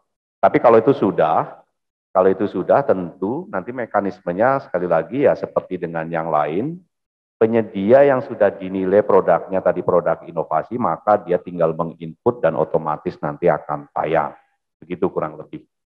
Saya kira begitu Pak Amin. Terima kasih. Baik, terima kasih Pak Direktur. Kita lanjut lagi untuk pertanyaan berikutnya dari tim verifikasi ya Kementan. Bagi calon penyedia yang status revisi dan menunggu verifikasi di katalog sektoral, apa yang harus dilakukan? Apakah langsung otomatis muncul dalam penayangan produk atau tim verifikator tetap melakukan verifikasi sesuai dengan data yang kami peroleh ada 17 calon penyedia yang menunggu verifikasi dari 18 calon penyedia yang revisi. Terima kasih. Oke, baik. Jadi memang ini untuk yang berproses ya, masih berproses ini memang menjadi isu ya. Kalau yang baru sama sekali justru malah sebetulnya nggak ada masalah. Tapi untuk yang memang sedang berproses saat ini, nah ini memang kita lakukan treatment khusus ya. Ya jadi harapan kami treatment khusus ini tentunya dilindungi oleh aspek legal kita ya. Di KEPK kita sendiri juga sebetulnya sudah tercantum itu ya, bagaimana kita bisa mentreatment situasi yang seperti ini. Ya, ini sebetulnya KEPK ini juga sebetulnya masih ini ya, antara ya harusnya sih perlem ini ya, tapi karena ini memang kita harus lakukan secepat mungkin, jadi makanya keluarnya KEPK ya. Jadi untuk treatment ini mungkin nanti Pak Yuli ya mungkin bisa lihat teknisnya menyampaikan seperti apa. Emang treatment ini jadinya harus ada intervensi dari Pak Direktur nih ya untuk melakukan verifikasi yang ada di sistem. Ya tapi harapan kita ini tidak melanggar aturan ya, karena sekali lagi ini ada klausul ini di KEPK yang baru ya. Silakan Pak Yuli, caranya gimana tuh Pak Yuli? Iya, jadi memang sejalan dengan KEPK ini terbit, sebetulnya proses input produk juga jalan terus. Nah, prinsipnya tadi disampaikan oleh Pak Deputi ya, nanti ada treatment tertentu yang saya akan upayakan dalam minggu ini Pak Deputi untuk kita potret dulu Pak. Jadi mungkin nanti teman-teman pengelola katalog sektoral, Kementan, kemudian PUPR, kemudian yang sudah beroperasi itu nanti intinya kami akan mengcapture dulu data-data informasi yang memang masuk di sistem kami, termasuk status 17 atau 18 ini yang sedang menunggu verifikasi. Nanti berikutnya tentu kami akan komunikasikan dengan Ibu dan Bapak semuanya. Jadi kami upayakan secepatnya, diupayakan minggu ini nanti kita bisa memotret kira-kira seperti apa. Jadi ini sudah sampai mana sih sebetulnya kita sudah. Saya kira begitu ya, untuk kemudian tentu setelah kita potret nanti kita ambil satu putusan begitu dengan treatment yang tertentu yang tadi disampaikan oleh Pak Deputi. Kami komunikasikan lagi ya dengan Ibu dan Bapak semuanya nanti. Terima kasih. Baik, siap. Terima kasih Pak Direktur. Ini di bawah dia ada tambahan pertanyaan lagi, mungkin bisa dibantu untuk ya. Tadi disampaikan ada instrumen MONEF. Apakah sistem MONEF ini dapat men-take down penyedia yang tidak memenuhi persyaratan, baik teknis maupun produk yang ditawarkan? Oke, nah ini sebetulnya saat ini ya memang masih ada masih ada keterlibatan dari pihak-pihak terkait ya. Jadi kalau ada semacam kemarin ini alat kesehatan ya tentunya ini harus ada pihak dari Kemenkes gitu ya untuk melakukan suatu telaah khusus gitu ya untuk ada produk yang dimaksud ini memang harus di take down gitu ya, atau memang PDN-nya memang sudah short gitu, akhirnya harus di unfreeze lagi ya. Tapi ini ke depan sebetulnya kita nanti akan mengaplikasikan atau mengimplementasikan mungkin dengan teknologi artificial intelligence nih depan ya. Ya sebut aja kita nanti mungkin akan mengadopsi teknologi dari Google ya. Nanti kita tinggal kita lihat ya. Dan kita juga mungkin bisa melakukan adopsi dengan Amazon Web Service ya ke depan seperti apa nanti kita lihat ya. Tapi saat ini memang belum ya Bapak Ibu sekalian. Jadi harapan kami ya tentunya untuk men-take down, bukan men-take down ya, sebetulnya ya tentunya kalau misalnya ada suatu komoditas, suatu produk yang ada di dalam komoditas yang sebetulnya bukan dari etalase itu. Nah itu ya otomatis kita memang ada teman-teman MONEF ini akan melihat memang kalau tidak sesuai langsung di take down. Tapi kalau kita lihat tadi ya, kalau terkait dengan produk-produk import, nah ini tentunya harus ada telaah khusus ya. Apakah memang produk ini memang sudah ada substitusinya? Nah tentunya yang tahu persis ini tentunya dari kementerian yang terkait gitu ya. Jadi kalau untuk sektor kesehatan tentu dari Kemenkes, kalau dari sisi industri ya mungkin nanti kita berikan akun kepada Kementerian Industri Perindustrian untuk melakukan freezing terhadap produk-produk yang memang sudah ada substitute dari PDN-nya. Jadi ya sekali lagi kita nanti juga akan mengadopsi teknologi artificial intelligence ya untuk akhirnya bisa melakukan suatu take down gitu ya secara otomatis kalau memang produk itu tidak sesuai ya secara teknis seperti yang harusnya masuk ke genre di dalam etalase atau komoditas. Kira itu. Baik, terima kasih Pak Deputi. Kita lanjut lagi, ada Pak Riswanto dari Kemensos. Mohon penjelasan terkait kebijakan baru persetujuan sebagai pengelola katalog sektoral.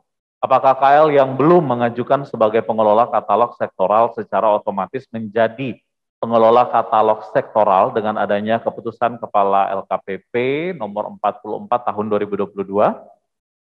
Ya, jadi betul ya, tadi saya sudah sampaikan bahwa saat ini semua kementerian lembaga sudah kita tetapkan sebagai pengelola katalog sektoral.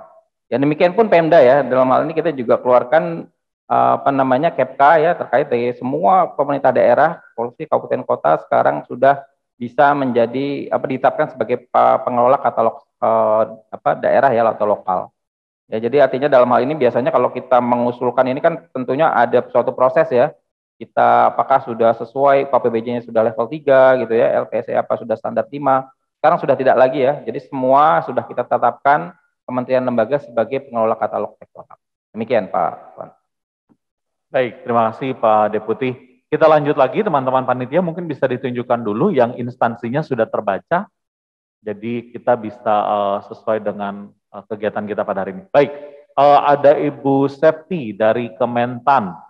Saat ini sedang ada pembukaan katalog di Kementan. Setelah kemarin kami cek ternyata calon penyedia yang baru mengupload data sudah langsung tayang, sedangkan ada penyedia yang masih dalam proses revisi dan pengecekan verifikasi yang saya tanya. Oke, verifikasi.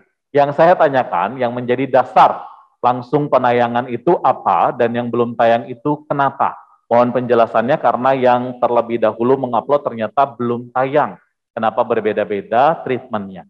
Baik, silakan Pak Direktur. Ya, Bu Septi, makasih nih. Ini memang kebetulan kami ada keterbatasan sistem aplikasi ya.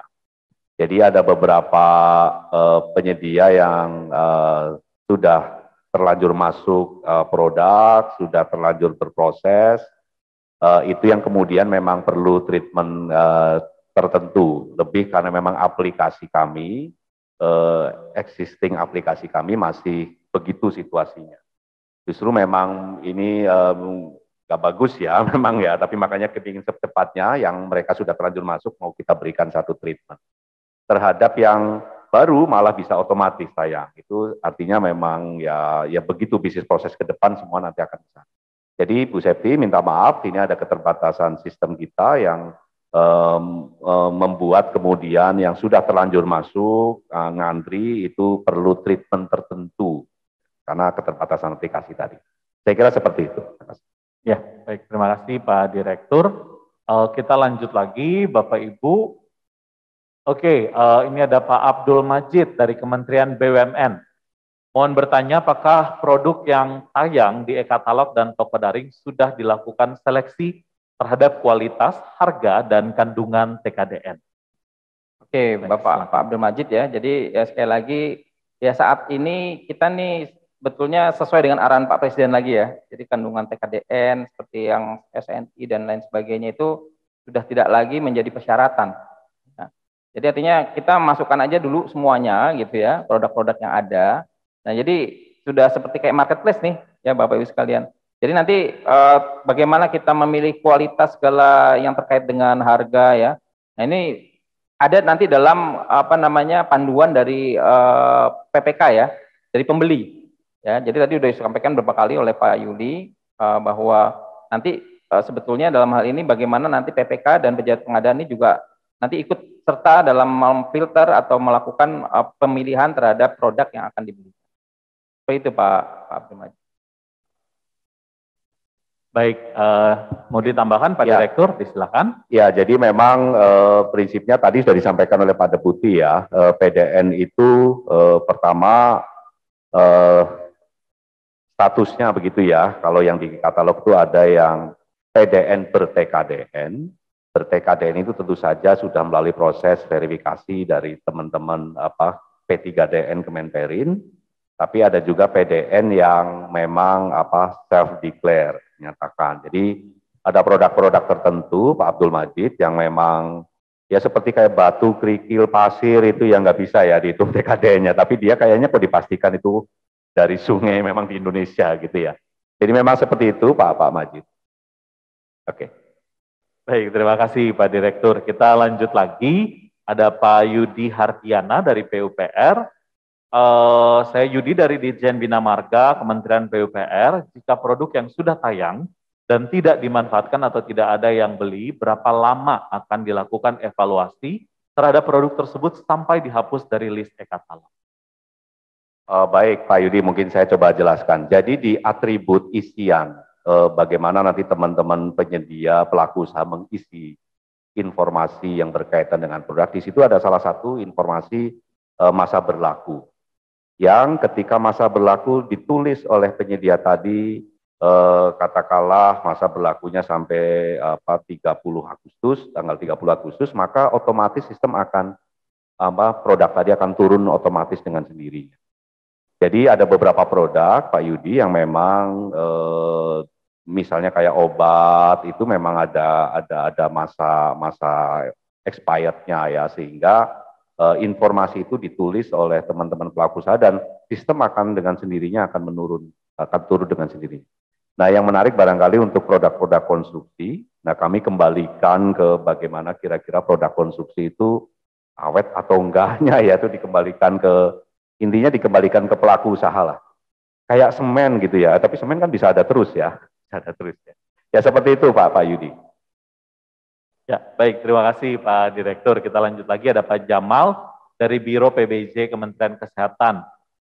Kapan para penyedia bisa melakukan penambahan produk dan proses migrasi produk dari nasional ke sektoral?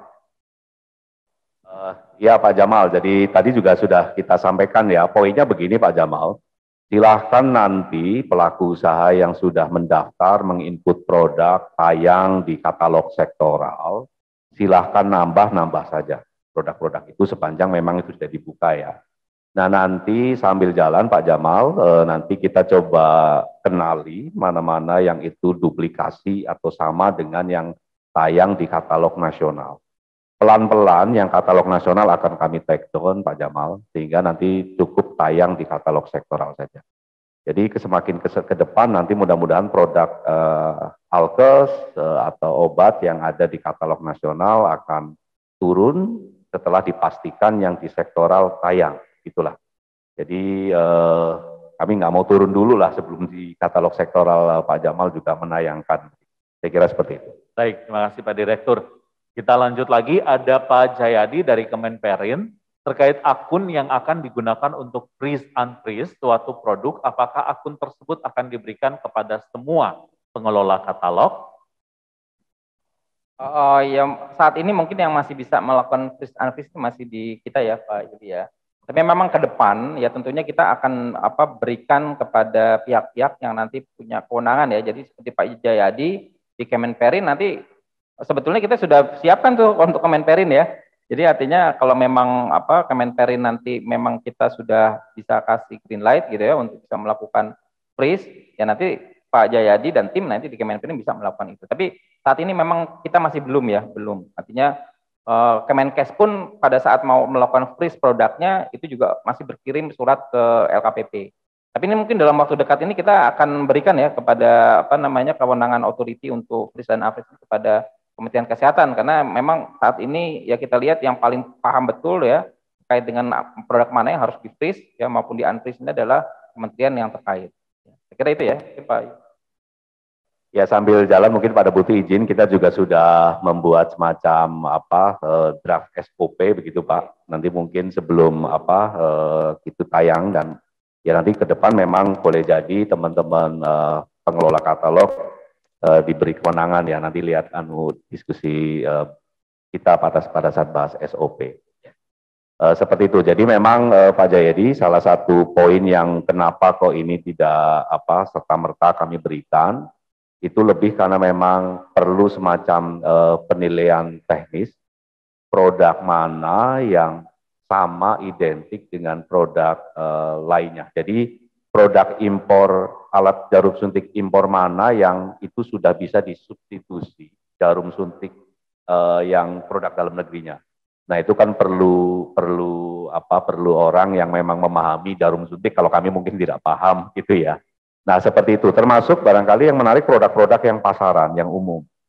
Nah ini ya tentu memang nanti ada mekanisme pengambilan keputusan bahwa produk ini sudah ada produk dalam negerinya, maka yang ini bisa kita free. Termasuk nanti produk ini kapasitasnya produk impor ini boleh jadi nanti bisa kita buka lagi setelah produk dalam negeri subsidi tadi tidak mampu kapasitasnya. Bisa saja situasinya nanti seperti itu. Gitu ya barangkali ya. Baik, terima kasih Pak Direktur. Kita lanjut lagi dengan pertanyaan yang berikutnya. Ada Pak Jailani dari Kemenpora. Izin bertanya, ada beberapa hal terkait dengan yang pertama, bahwa peralatan alat-alat olahraga perlu izin dari federasi untuk penggunaan peralatan tersebut. Bagaimana kalau alat-alat tersebut yang dipakai produk dari luar negeri atau import? Kemudian yang kedua, untuk produk dalam negeri kami perlu diberikan pendampingan dalam rangka penayangan. Silakan Pak Deputi. Oke, jadi seperti tadi ya, bahwa saat ini ya, untuk tayang katalog itu tidak lagi ada semacam persyaratan-persyaratan ya. Jadi kalau kita perhatikan tadi kan cuma KBLI ya yang menjadi persyaratan ya, dan tentunya ya sekali lagi nanti mungkin dari sisi pembelian nanti yang dibekali adalah PPK-nya ya atau pejabat pengadaan. Jadi mungkin nanti masing-masing sektor ini juga akhirnya bisa kita arahkan untuk membuat suatu pedoman-pedoman yang memang untuk spesifik dalam rangka melakukan pembelian dari produk yang memang terkait dengan kebutuhan dari kementerian lembaga. Jadi mungkin untuk pendampingan produk dalam negeri ya, ini mungkin kaitannya lebih ke jangka panjang ya. Jadi kalau kita perhatikan dengan adanya informasi atau data yang memang kita lihat kebutuhan dari kementerian lembaga ini harusnya ya kita juga sudah harus mempersiapkan industri ya ke depan ya, bagaimana produksi dalam negeri ini harusnya sudah bisa kita kembangkan industrinya di dalam negeri. Apalagi ini juga merupakan suatu kebutuhan dari kementerian lembaga yang memang rutin kita butuhkan. Ya, jadi untuk mungkin teknisnya terkait dengan pembelian ini, Pak Yuli mungkin bisa. Ya Pak Jalani. Jadi pertama sih saya ingin menawarkan, tidak menawarkan ya, bahkan Kemenpora sudah bisa punya katalog sektoral sendiri nih untuk menayangkan alat-alat olahraga yang boleh jadi itu diperlukan di setiap event pertandingan ya, entah itu PON, bahkan kemarin mungkin sekelas Asian Games, kalau itu sudah ada di katalog kan bisa. Toh sekarang juga tidak ada lagi proses verifikasi. Pak Jailani, saya kira terkait dengan misal ada syarat perlu izin dari federasi tertentu, gitu ya. Saya kira itu nanti bisa kita akomodir pada inputan di atribut. Jadi tadi tenis meja merek X, dia punya izin federasi tenis meja dunia, katakanlah begitu, itu informasi bahwa dia punya izin dari federasi dunia tadi bisa diinput informasi itu ke dalam isian yang nanti kita siapkan. Sehingga teman-teman PPK nanti ketika mau beli, mereka terinformasi, oh ini ada izinnya, yang ini tidak. Ada izin atau tidak, itu boleh jadi nanti akan tetap tayang Pak Jalani, tetapi informasi bahwa ada izin dari federasi di produk-produk tertentu, itu saya kira menjadi poin yang nanti bisa digunakan oleh PPK ketika nanti purchase, begitu ya Pak Jalani. Nanti kita jajaki Pak Jalani, kita buka saja ya katalog sektoral alat olahraga di Kemenpora. Ada dua nih Pak, saya buka ternyata alat olahraga itu ada yang untuk pertandingan, nah Pak Jalani pertanyaannya lebih banyak untuk pertandingan, tapi ada juga yang untuk pendidikan, beda kualitinya. Jadi yang untuk pendidikan saya kira sudah dibuka Pak Jalani, mungkin bisa dibantu informasikan ke pelaku usaha, sudah dibuka di peralatan pendidikan kalau tidak salah, jadi sudah bisa masuk di sana lah saya kira produk-produk. Saya kira begitu, makasih. Baik, terima kasih Pak Direktur. Kita lanjut lagi Bapak Ibu, yang berikutnya dari Pak Eri Setianto, LPP BMN. Untuk etalase yang sudah tayang sebelum Perlem 9 tahun 2021 dan belum dilakukan pengumuman ulang, apakah bisa langsung penyedia baru masuk dan penyedia existing melakukan penambahan produk? Oke, jadi Silakan, Pak sebetulnya untuk aturan yang baru saat ini ya, ini kan sebetulnya penyedia katalog ini yang penting harus melakukan ini nih, menggugah dulu surat surat pertanggungjawaban mutlak ya, surat pernyataan pertanggungjawaban mutlak ya, untuk akhirnya bisa melakukan pembaruan dan penambahan produk ini secara mandiri. Ya, jadi artinya dalam hal ini di dalam dulu ya, kalau dulu di sebelum kita aturan yang yang dulu itu kan sebetulnya produk itu nempel ya, harga dan produk itu ke dalam katalog ke dalam kontrak payung ya. Tapi dengan adanya aturan yang baru sekarang ini, ya sebetulnya katalog kontrak payungnya itu sebetulnya nempel di legal digitalnya tadi ya. Jadi pas awal penyedia itu sudah agree ya dengan dengan syarat dan kondisi. Nah, itu artinya otomatis penyedia itu sudah bisa ya melakukan penambahan ataupun perubahan dari harga. Ya, tapi tentunya surat mutlak ya, pertanggungjawaban mutlak itu juga sudah diupload. Jadi itulah aturan yang sudah kita tetapkan ya di Kepkan nomor 122 tahun 2022. Baik, terima kasih Pak Deputi. Kita lanjut lagi dari Mbak Rizky Amalia, BKKBN. Mohon izin, saya Kiki dari UKPBJ BKKBN. Kami sedang memproses katalog sektoral BKB Kids Stunting. Sudah mengirim telah produk dan SK tim verifikator. Dengan regulasi yang baru, bagaimana status pengajuan kami? Baik.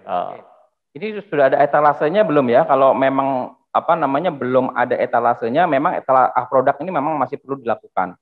Ya, sehingga nanti etalasenya memang bisa kita create. Tapi kalau memang sudah ada etalasenya, harusnya sudah bisa langsung penyedia itu langsung daftar. Ya, daftar dan langsung tayang. Jadi artinya tidak lagi kita perlu lagi ada tim SK verifikator, itu yang udah pasti. Tapi kalau memang belum ada etalasenya, memang harus ada telaah produk.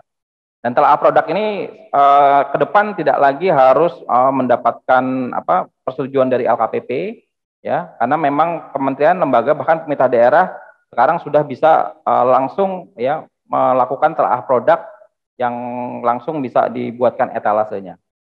Ya, jadi artinya ke depan juga nanti kementerian lembaga juga bisa meng-create etalase sendiri ya.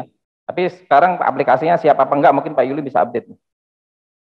Silakan Pak Direktur. Oke, nanti kita lihat ya Mbak Kiki ya. Jadi prinsipnya memang kalau belum disiapkan etalasenya atau belum diumumkan, mungkin ada baiknya nanti kita lihat dulu apakah syarat dan kriteria terutama ya itu sudah sesuai lah dengan Kepka yang memang kita sudah terbitkan. Jadi jangan lupa begini, sekarang kita minta ada semacam kode KBLI sebagai identitas intinya tadi ya untuk proses otomasinya tadi sebetulnya Pak Kiki. Nanti kita lihat ya kalau sudah diajukan apakah sudah dibuat etalasenya atau belum. Kalau memang belum ya saya kira sambil jalan nanti kita bisa buatkan kategori subkategori. Hanya saja poin syarat dan kriteria penyedia yang nanti perlu kita lihat lagi, Bu Kiki. Itu ya, saya khawatir syarat kriterianya juga ya. Belum sesuai atau tidak sesuai dengan Kepka yang terbaru. Jadi mungkin saya tambahkan Bu Kiki, jadi artinya kita saat ini sudah membuka semacam klinik ya setiap hari Senin sampai Jumat. Ya, jadi nanti mungkin Ibu Kiki kalau mau melakukan konsultasi gitu ya, nanti tinggal join aja ke Zoom gitu, nanti akan kita buatkan semacam room-nya gitu ya untuk kita bisa diskusi secara detail. Ya, jadi nggak perlu ke LKPP ya atau untuk kita diundang ke sana ya, jadi join aja untuk akhirnya kita bisa nanti kita buatkan ya semacam room-nya ya untuk mungkin secara spesifik kita bahas-bahas apa saja yang memang dibutuhkan oleh para yang akan berkonsultasi dengan kita. Termasuk nanti Bu Kiki ke depan. Terima kasih. Baik, terima kasih Pak Deputi dan Pak Direktur. Kita lanjut lagi. Ada Ibu Maya dari Bappenas. Pertanyaannya ada beberapa. Yang pertama, Untuk bisa daftar di toko daring e-katalog LKPP, apakah harus buat platform dulu atau bisa daftar tanpa buat platform? Yang kedua, bagaimana untuk update harga jika ada kenaikan? Apa bisa di tengah-tengah tahun, akhir tahun, atau awal tahun? Dan yang ketiga, apa perlu negosiasi harga atau bisa sepihak tanpa negosiasi? Oke, jadi kalau ini untuk toko daring ya, jadi kan apakah bisa daftar di toko daring e-katalog LKPP? Maksudnya toko daring LKPP ya, apakah harus buat platform dulu baru bisa daftar tanpa buat platform? Jadi artinya gini ya, artinya sebetulnya sih kita tidak merekomendasikan ya kita buat platform sendiri ya, karena itu kan juga membutuhkan resources yang mungkin tidak sedikit juga gitu. Jadi seperti contohnya e-order ya yang ada di DKI Jakarta itu kan dia buat platform sendiri ya untuk toko daringnya. Ya, jadi tapi kalau Siplah gitu kan sebetulnya tidak buat platform sendiri ya. Siplah itu yang dari Kemendikbud ya. Atau mungkin dari misalnya Bejo ya dari Jawa Timur ya kalau nggak salah ya, itu juga sebetulnya belakangnya pakai MBIS ya. Jadi artinya dalam hal ini ya tidak harus ya buat platform sendiri ya. Jadi artinya bisa memanfaatkan platform yang ada di free market ya. Bahkan itu juga kalau sebagai pembeli ya harusnya udah nggak mikirin platform ya. Karena kalau kita lihat di sana tinggal butuhnya apa gitu, butuhnya produk atau jasa apa, itu juga langsung bisa kita pilih di dalam pilihan yang ada di toko daring lkpp.co.id ya. Jadi sekali lagi tidak perlu harus buat platform baru ya. Tapi kalau memang dibutuhkan sendiri membuat platform baru ya silahkan aja, nggak ada masalah gitu ya. Tapi intinya kalau di LKPP ini ya seandainya ada suatu marketplace ya atau retail online yang mau bermitra dengan LKPP, yang pasti ya harus punya API ya. API ya di mana nanti transaksinya akan bisa secara real time bisa kita lakukan monitoring. Ya. Dan ini terkait dengan update harga dan kenaikan harga ini saya asumsikan ini katalog ya. Jadi kalau saat ini dengan aturan yang baru ya para penyedia atau pelaku usaha itu bisa melakukan update secara mandiri. Ya, tidak seperti dulu ya pada saat ganti harga, ganti barang, ya itu mesti ganti kontrak payungnya ya. Tapi kalau sekarang ini tidak perlu ya. Lama dia sudah menggunakan mekanisme yang baru ya dengan surat pertanggungjawaban mutlak tadi ya oleh penyedia, itu artinya penyedia bisa langsung mengganti harga ya. Apalagi sekarang ini dengan pajak ya yang 10% jadi 11%. Nah, ini artinya ini mungkin menjadi isu ya bagi mungkin para penyedia, ini bisa langsung menggantikan harganya di dalam harga di katalog yang ada di katalog. Apakah perlu negosiasi harga? Dan nah ini makanya ini sebetulnya Bapak Ibu sekalian sebagai pembeli ya, calon pembeli PPK Pejabat Pengadaan, negosiasi itu justru harus wajib dilakukan gitu. Ya, walaupun sebetulnya kalau kita perhatikan ya di katalog saat ini itu sebetulnya pada saat nanti Bapak Ibu sekalian mau beli suatu produk itu sudah ada semacam referensi harga yang pernah ditransaksikan oleh KL atau pemerintah daerah. Ya, jadi artinya misalnya harganya 10.000 ya, kita sebetulnya punya histori di dalam suatu produk itu setelah harganya itu untuk produk seperti ini pernah terjadi transaksi harganya jadi 6.000 misalnya. Ya, yang tadi 10.000 jadi 6.000. Nah, harusnya patokannya yang 6.000 itu yang harga terbaik yang ada pada produk tersebut yang bisa dinegosiasikan awalnya ya. Tapi ini tergantung dari kondisi ya, misalnya dari sisi lokasi ya, mungkin harga yang di Papua sana, yang pembelian di Papua mungkin agak beda ya di Jakarta gitu ya. Beli 1 unit dengan 1.000 unit ya mungkin itu juga harganya juga mungkin akan bisa berbeda. Tapi intinya negosiasi itu justru wajib saat ini gitu. Ya, jadi jangan kita beli di katalog sesuai dengan harga yang ada di yang tertera di produk tersebut ya, karena itu adalah harga eceran tertinggi yang tercantum di dalam harga di dalam katalog. Seperti itu Bu Maya. Baik, terima kasih Pak Deputi. Kita lanjut lagi. Mungkin bisa dibantu untuk pertanyaan berikutnya dari Pak Ari Budianto lagi. Untuk alat kesehatan yang boleh melisting, harusnya hanya pemilik NIE. Bagaimana kemudian fungsi monitoring atau pengawasannya kalau dengan sistem yang bebas seperti sekarang ini? Apakah nanti akan tetap diperiksa dan diberikan sanksi jika ada perusahaan yang ternyata melisting alat kesehatan yang bukan miliknya? Baik, silakan Pak Direktur. Oh ya, justru sekarang ini ya namanya penyedia itu ya mohon maaf ya, memang jadi sanksinya lebih banyak nih di dalam era peraturan yang baru ini ya. Nah, pelaksanaan ini mungkin Pak Yuli ya bisa ini ya detailnya ya sanksinya seperti apa gitu. Silakan. Ya Pak Ari, jadi memang concern kita, kami di katalog nasional, Ibu Bapak semua termasuk Pak Ari di katalog sektoral Kemenkes ya, kalau tidak salah ya nanti prinsipnya concern kita memang salah satunya nanti beralih ke Monef dan peserta pengawasannya. Dengan beberapa kali kita diskusi dengan BPKP ada beberapa saran yang misalnya kita nanti sesekali sampling saja Pak Ari. Dengan sekian banyak produk, dengan sekian informasi kita ambil salah satu atau beberapa banyak lah begitu ya, kita coba cek betul nggak sih IE informasi itu memang betul adanya atau tidak begitu ya. Mudah kan sekarang kita meng-cross check ya. Ya nanti dari sana tentu saja ketika kita temukan ada informasi-informasi yang sepertinya tidak benar gitu ya, kita bisa ngambil tindakan Pak Ari. Jadi kita semua nanti pengelola katalog concernnya salah satunya adalah di poin ini. Kita bisa nemukan kira-kira ada berapa informasi yang anomali-anomali yang nggak benar dan seterusnya. Tentu kita nanti akan siapkan sanksi-sanksi ya.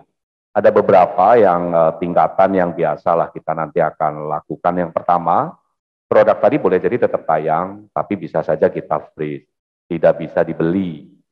Tapi ada juga yang nanti ya kita turunkan saja sekalian lah, gitu ya. Jadi produk itu beserta penyediaannya kita take down sekalian. Dan yang ketiga, penyedia tadi tentu kita berikan tidak bisa lah menayangkan kembali produknya di katalog elektronik dalam kurun waktu tertentu. Itu kurang lebih Pak Ari, ke depan bagaimana kita semua nanti menjaga ya, toko ini tetap berjalan dengan baik lah begitu. Baik, terima kasih Pak Direktur, Pak Deputi. Kita lanjut lagi, ada Ibu Fadila dari Kemenkop UKM. Izin bertanya, apakah e-katalog atau toko daring ini bisa real time untuk stok produknya? Seperti marketplace pada umumnya, jadi kami tidak perlu konfirmasi lagi ke penyedia dan lebih memudahkan dan menghemat waktu pengadaan. Terima kasih. Baik, silakan Pak Direktur. Ya Pak Bu Fadila ya, memang kita sekarang sudah siapkan juga nih informasi stok produk. Jadi penyedia tadi tentu nanti diberi kesempatan untuk menginformasikan dia sudah atau masih punya stok berapa banyak sih, untuk kemudian nanti bisa menjadi petunjuk Bu Fadila dan teman-teman semua ketika mau beli. Konsekuensinya memang ketika kemarin kita bikin fitur field isian stok produk ini, begitu penyedia ngisinya 0, ya dianggap produk itu jadi nggak ada, nggak punya stok, sehingga nggak bisa dibeli. Nah itu ya, tapi ya kemarin kita sudah kita siapkan lah Bu Fadila, ada stok produk. Mungkin belum semua, tetapi terhadap beberapa produk yang nanti atau belum etalasenya belum ada informasi stok produk yang nanti kita secara bertahap akan kita tuangkan. Saya kira begitu. Baik, Pak Deputi mau jadi memang saat ini memang kita dalam upaya untuk melakukan integrasi ya secara secara melekat gitu Bu ya. Jadi artinya kita sekarang juga sedang mengupayakan seluruh marketplace yang bermitra retail online yang bermitra dengan LKPP ini sudah punya semacam API-nya ya. API itu aplikasi protokol ininya ya, interface-nya ya. Jadi dengan begitu ya tentunya semua informasi terkait dengan data-data informasi yang ada di marketplace ini secara real time juga bisa kita adopsi dan bisa kita monetize. Ya, jadi ini tetap kita jadikan suatu target ya upaya. Ya, jadi seperti yang kita harapkan nanti apapun yang data-data yang masuk ke dalam informasi tayang itu betul-betul real time dan seperti Pak Yudi sampaikan stoknya itu betul-betul terupdate dengan baik. Gitu. Baik, terima kasih Pak Deputi. Kita lanjut lagi pertanyaan berikutnya, mungkin bisa dibantu untuk lebih sedikit ke atas lagi slide-nya. Ya, terima kasih. Baik, ini ada pertanyaan yang juga cukup teknis nih Pak Deputi dan Pak Direktur. Yang pertama terkait dengan dari Pak Simon lagi, kapan nih treatment tertentu dieksekusi? Karena mulai ada perdebatan lumayan seru. Ya, silakan Pak. Ya Pak Simon ini teman saya nih. Ya jadi Pak Simon memang treatment ini ya sudah kita lakukan Pak ya. Jadi dari kemarin ini memang kita lakukan treatment. Cuma memang kan kalau kita bicara treatment di sini ya tentunya perlu ada banyak yang kan jadi kita concern ya. Yang pasti kita juga speed harus kita cepat, tapi kita juga jangan sampai nanti di tengah jalan ini ada fraud gitu ya. Walaupun ya kita percayalah di internal ini mungkin nggak ada ya, tapi yang memang idealnya kita juga harus sudah melibatkan tim BPKP nih Pak Yuli ya. Ya tapi intinya saat ini sudah kita lakukan nih Pak Simon. Ya mudah-mudahan ini awal-awal aja nih beratnya nih ya, karena kalau kita perhatikan kan memang kita masih yang sedang bergulir ini ya, yang maksudnya verifikasi yang sedang bergulir ini kan juga sudah masuk di tengah-tengah ya. Justru yang baru ini malah enak nih kayaknya nih, rezeki apa anak soleh nih ya, yang memang pas masuk itu langsung bisa tayang. Nah itu kena peraturan baru ini memang keuntungannya seperti itu gitu. Justru yang sudah susah-susah yang dulu malah masuk ini malah sekarang harus ditreatment gitu. Jadi saya kira Pak Yuli dalam hal ini juga sudah kerja keras ini untuk melakukan treatment tadi ya tentu, tapi tidak apa namanya tetap terjaga ya integritasnya. Karena kalau kita lihat treatment seperti ini kan seolah-olah jadi jauh mempermudah gitu ya. Jadi bisa seolah-olah mengakomodir kepentingan, tapi tidak ya. Ya harapan kita ini tetap ya terjaga integritasnya. Ya tapi tentunya mungkin dalam seminggu ini ya kita mungkin sudah bisa semuanya yang terverifikasi ini ya, maksudnya melalui verifikasi ini sudah bisa tayang ya Pak Yuli. Ya mungkin Pak Yuli bisa melengkapi. Ya, makasih Pak Simon.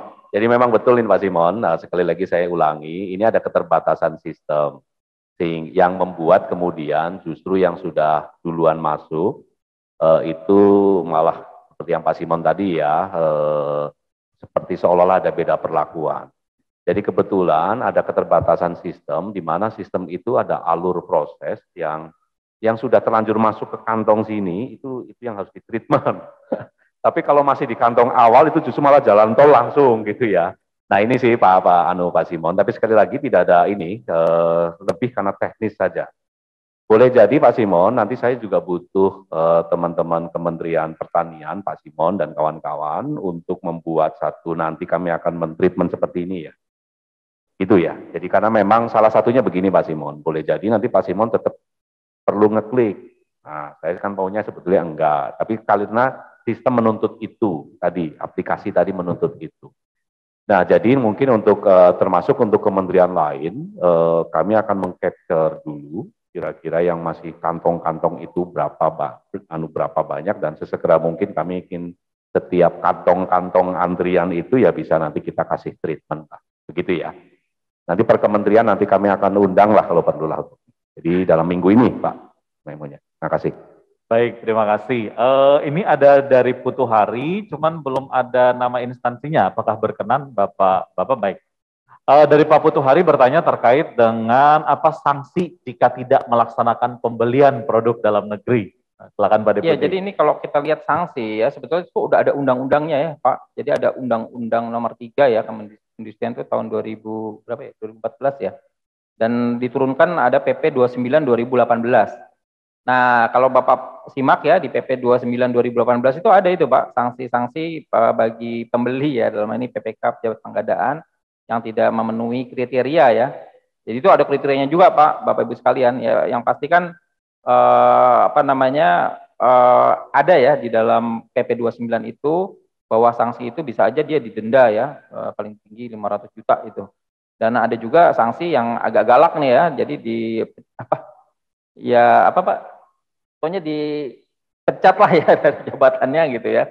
Tapi itu ada Pak. Jadi ini saya bukan bukan nakut-nakutin ya, tapi memang ada di PP 29 2018. Ya, jadi mungkin Pak Putu bisa simak ya. Jadi itu sanksinya bukan dari kami ya di AKPP, tapi itu sanksi dari turunan undang-undang ya. Itu Pak Putu. Baik, terima kasih Pak Deputi. Sebelum kita lanjut lagi, teman-teman panitia, apakah kita masih punya tabungan waktu? Baik, kita ada tabungan waktu sekitar 5 menit lagi untuk pertanyaan yang terakhir. Kita bisa cek dari slide yang ada, Ibu Nuraini dari PUPR. Apakah ada kemungkinan ke depan kontraktor yang sedang melakukan pekerjaan pemerintah dengan APBN dapat melakukan e-purchasing produk barang atau material yang di e-katalog?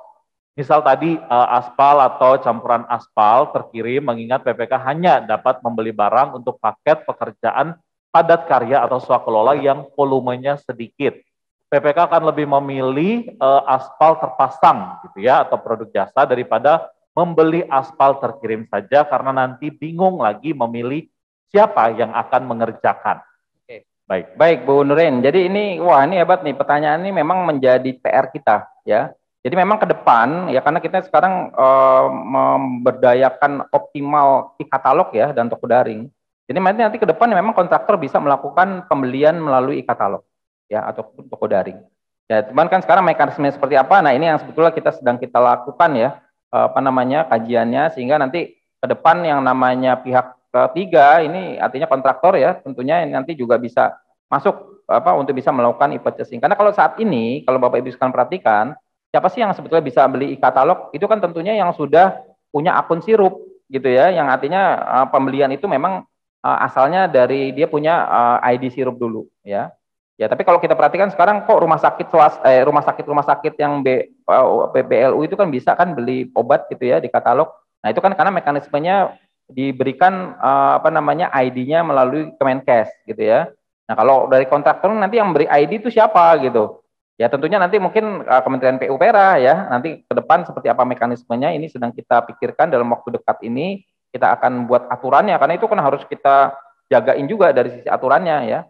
Nanti kita coba karena sebentar lagi ini kita juga sudah merevisi Perpres ya, kita baru aja mengeluarkan Perpres pengadaan barang jasa pemerintah, tapi ini karena ada percepatan sehingga kita sepertinya juga harus merubah ya, merevisi Perpres ya, bahkan Perlem ya, karena kalau kita perhatikan Perlem terkait dengan apa namanya katalog dan toko daring ini juga betul juga harus direvisi ya, sehingga comply nanti dengan pelaksanaan di lapangan.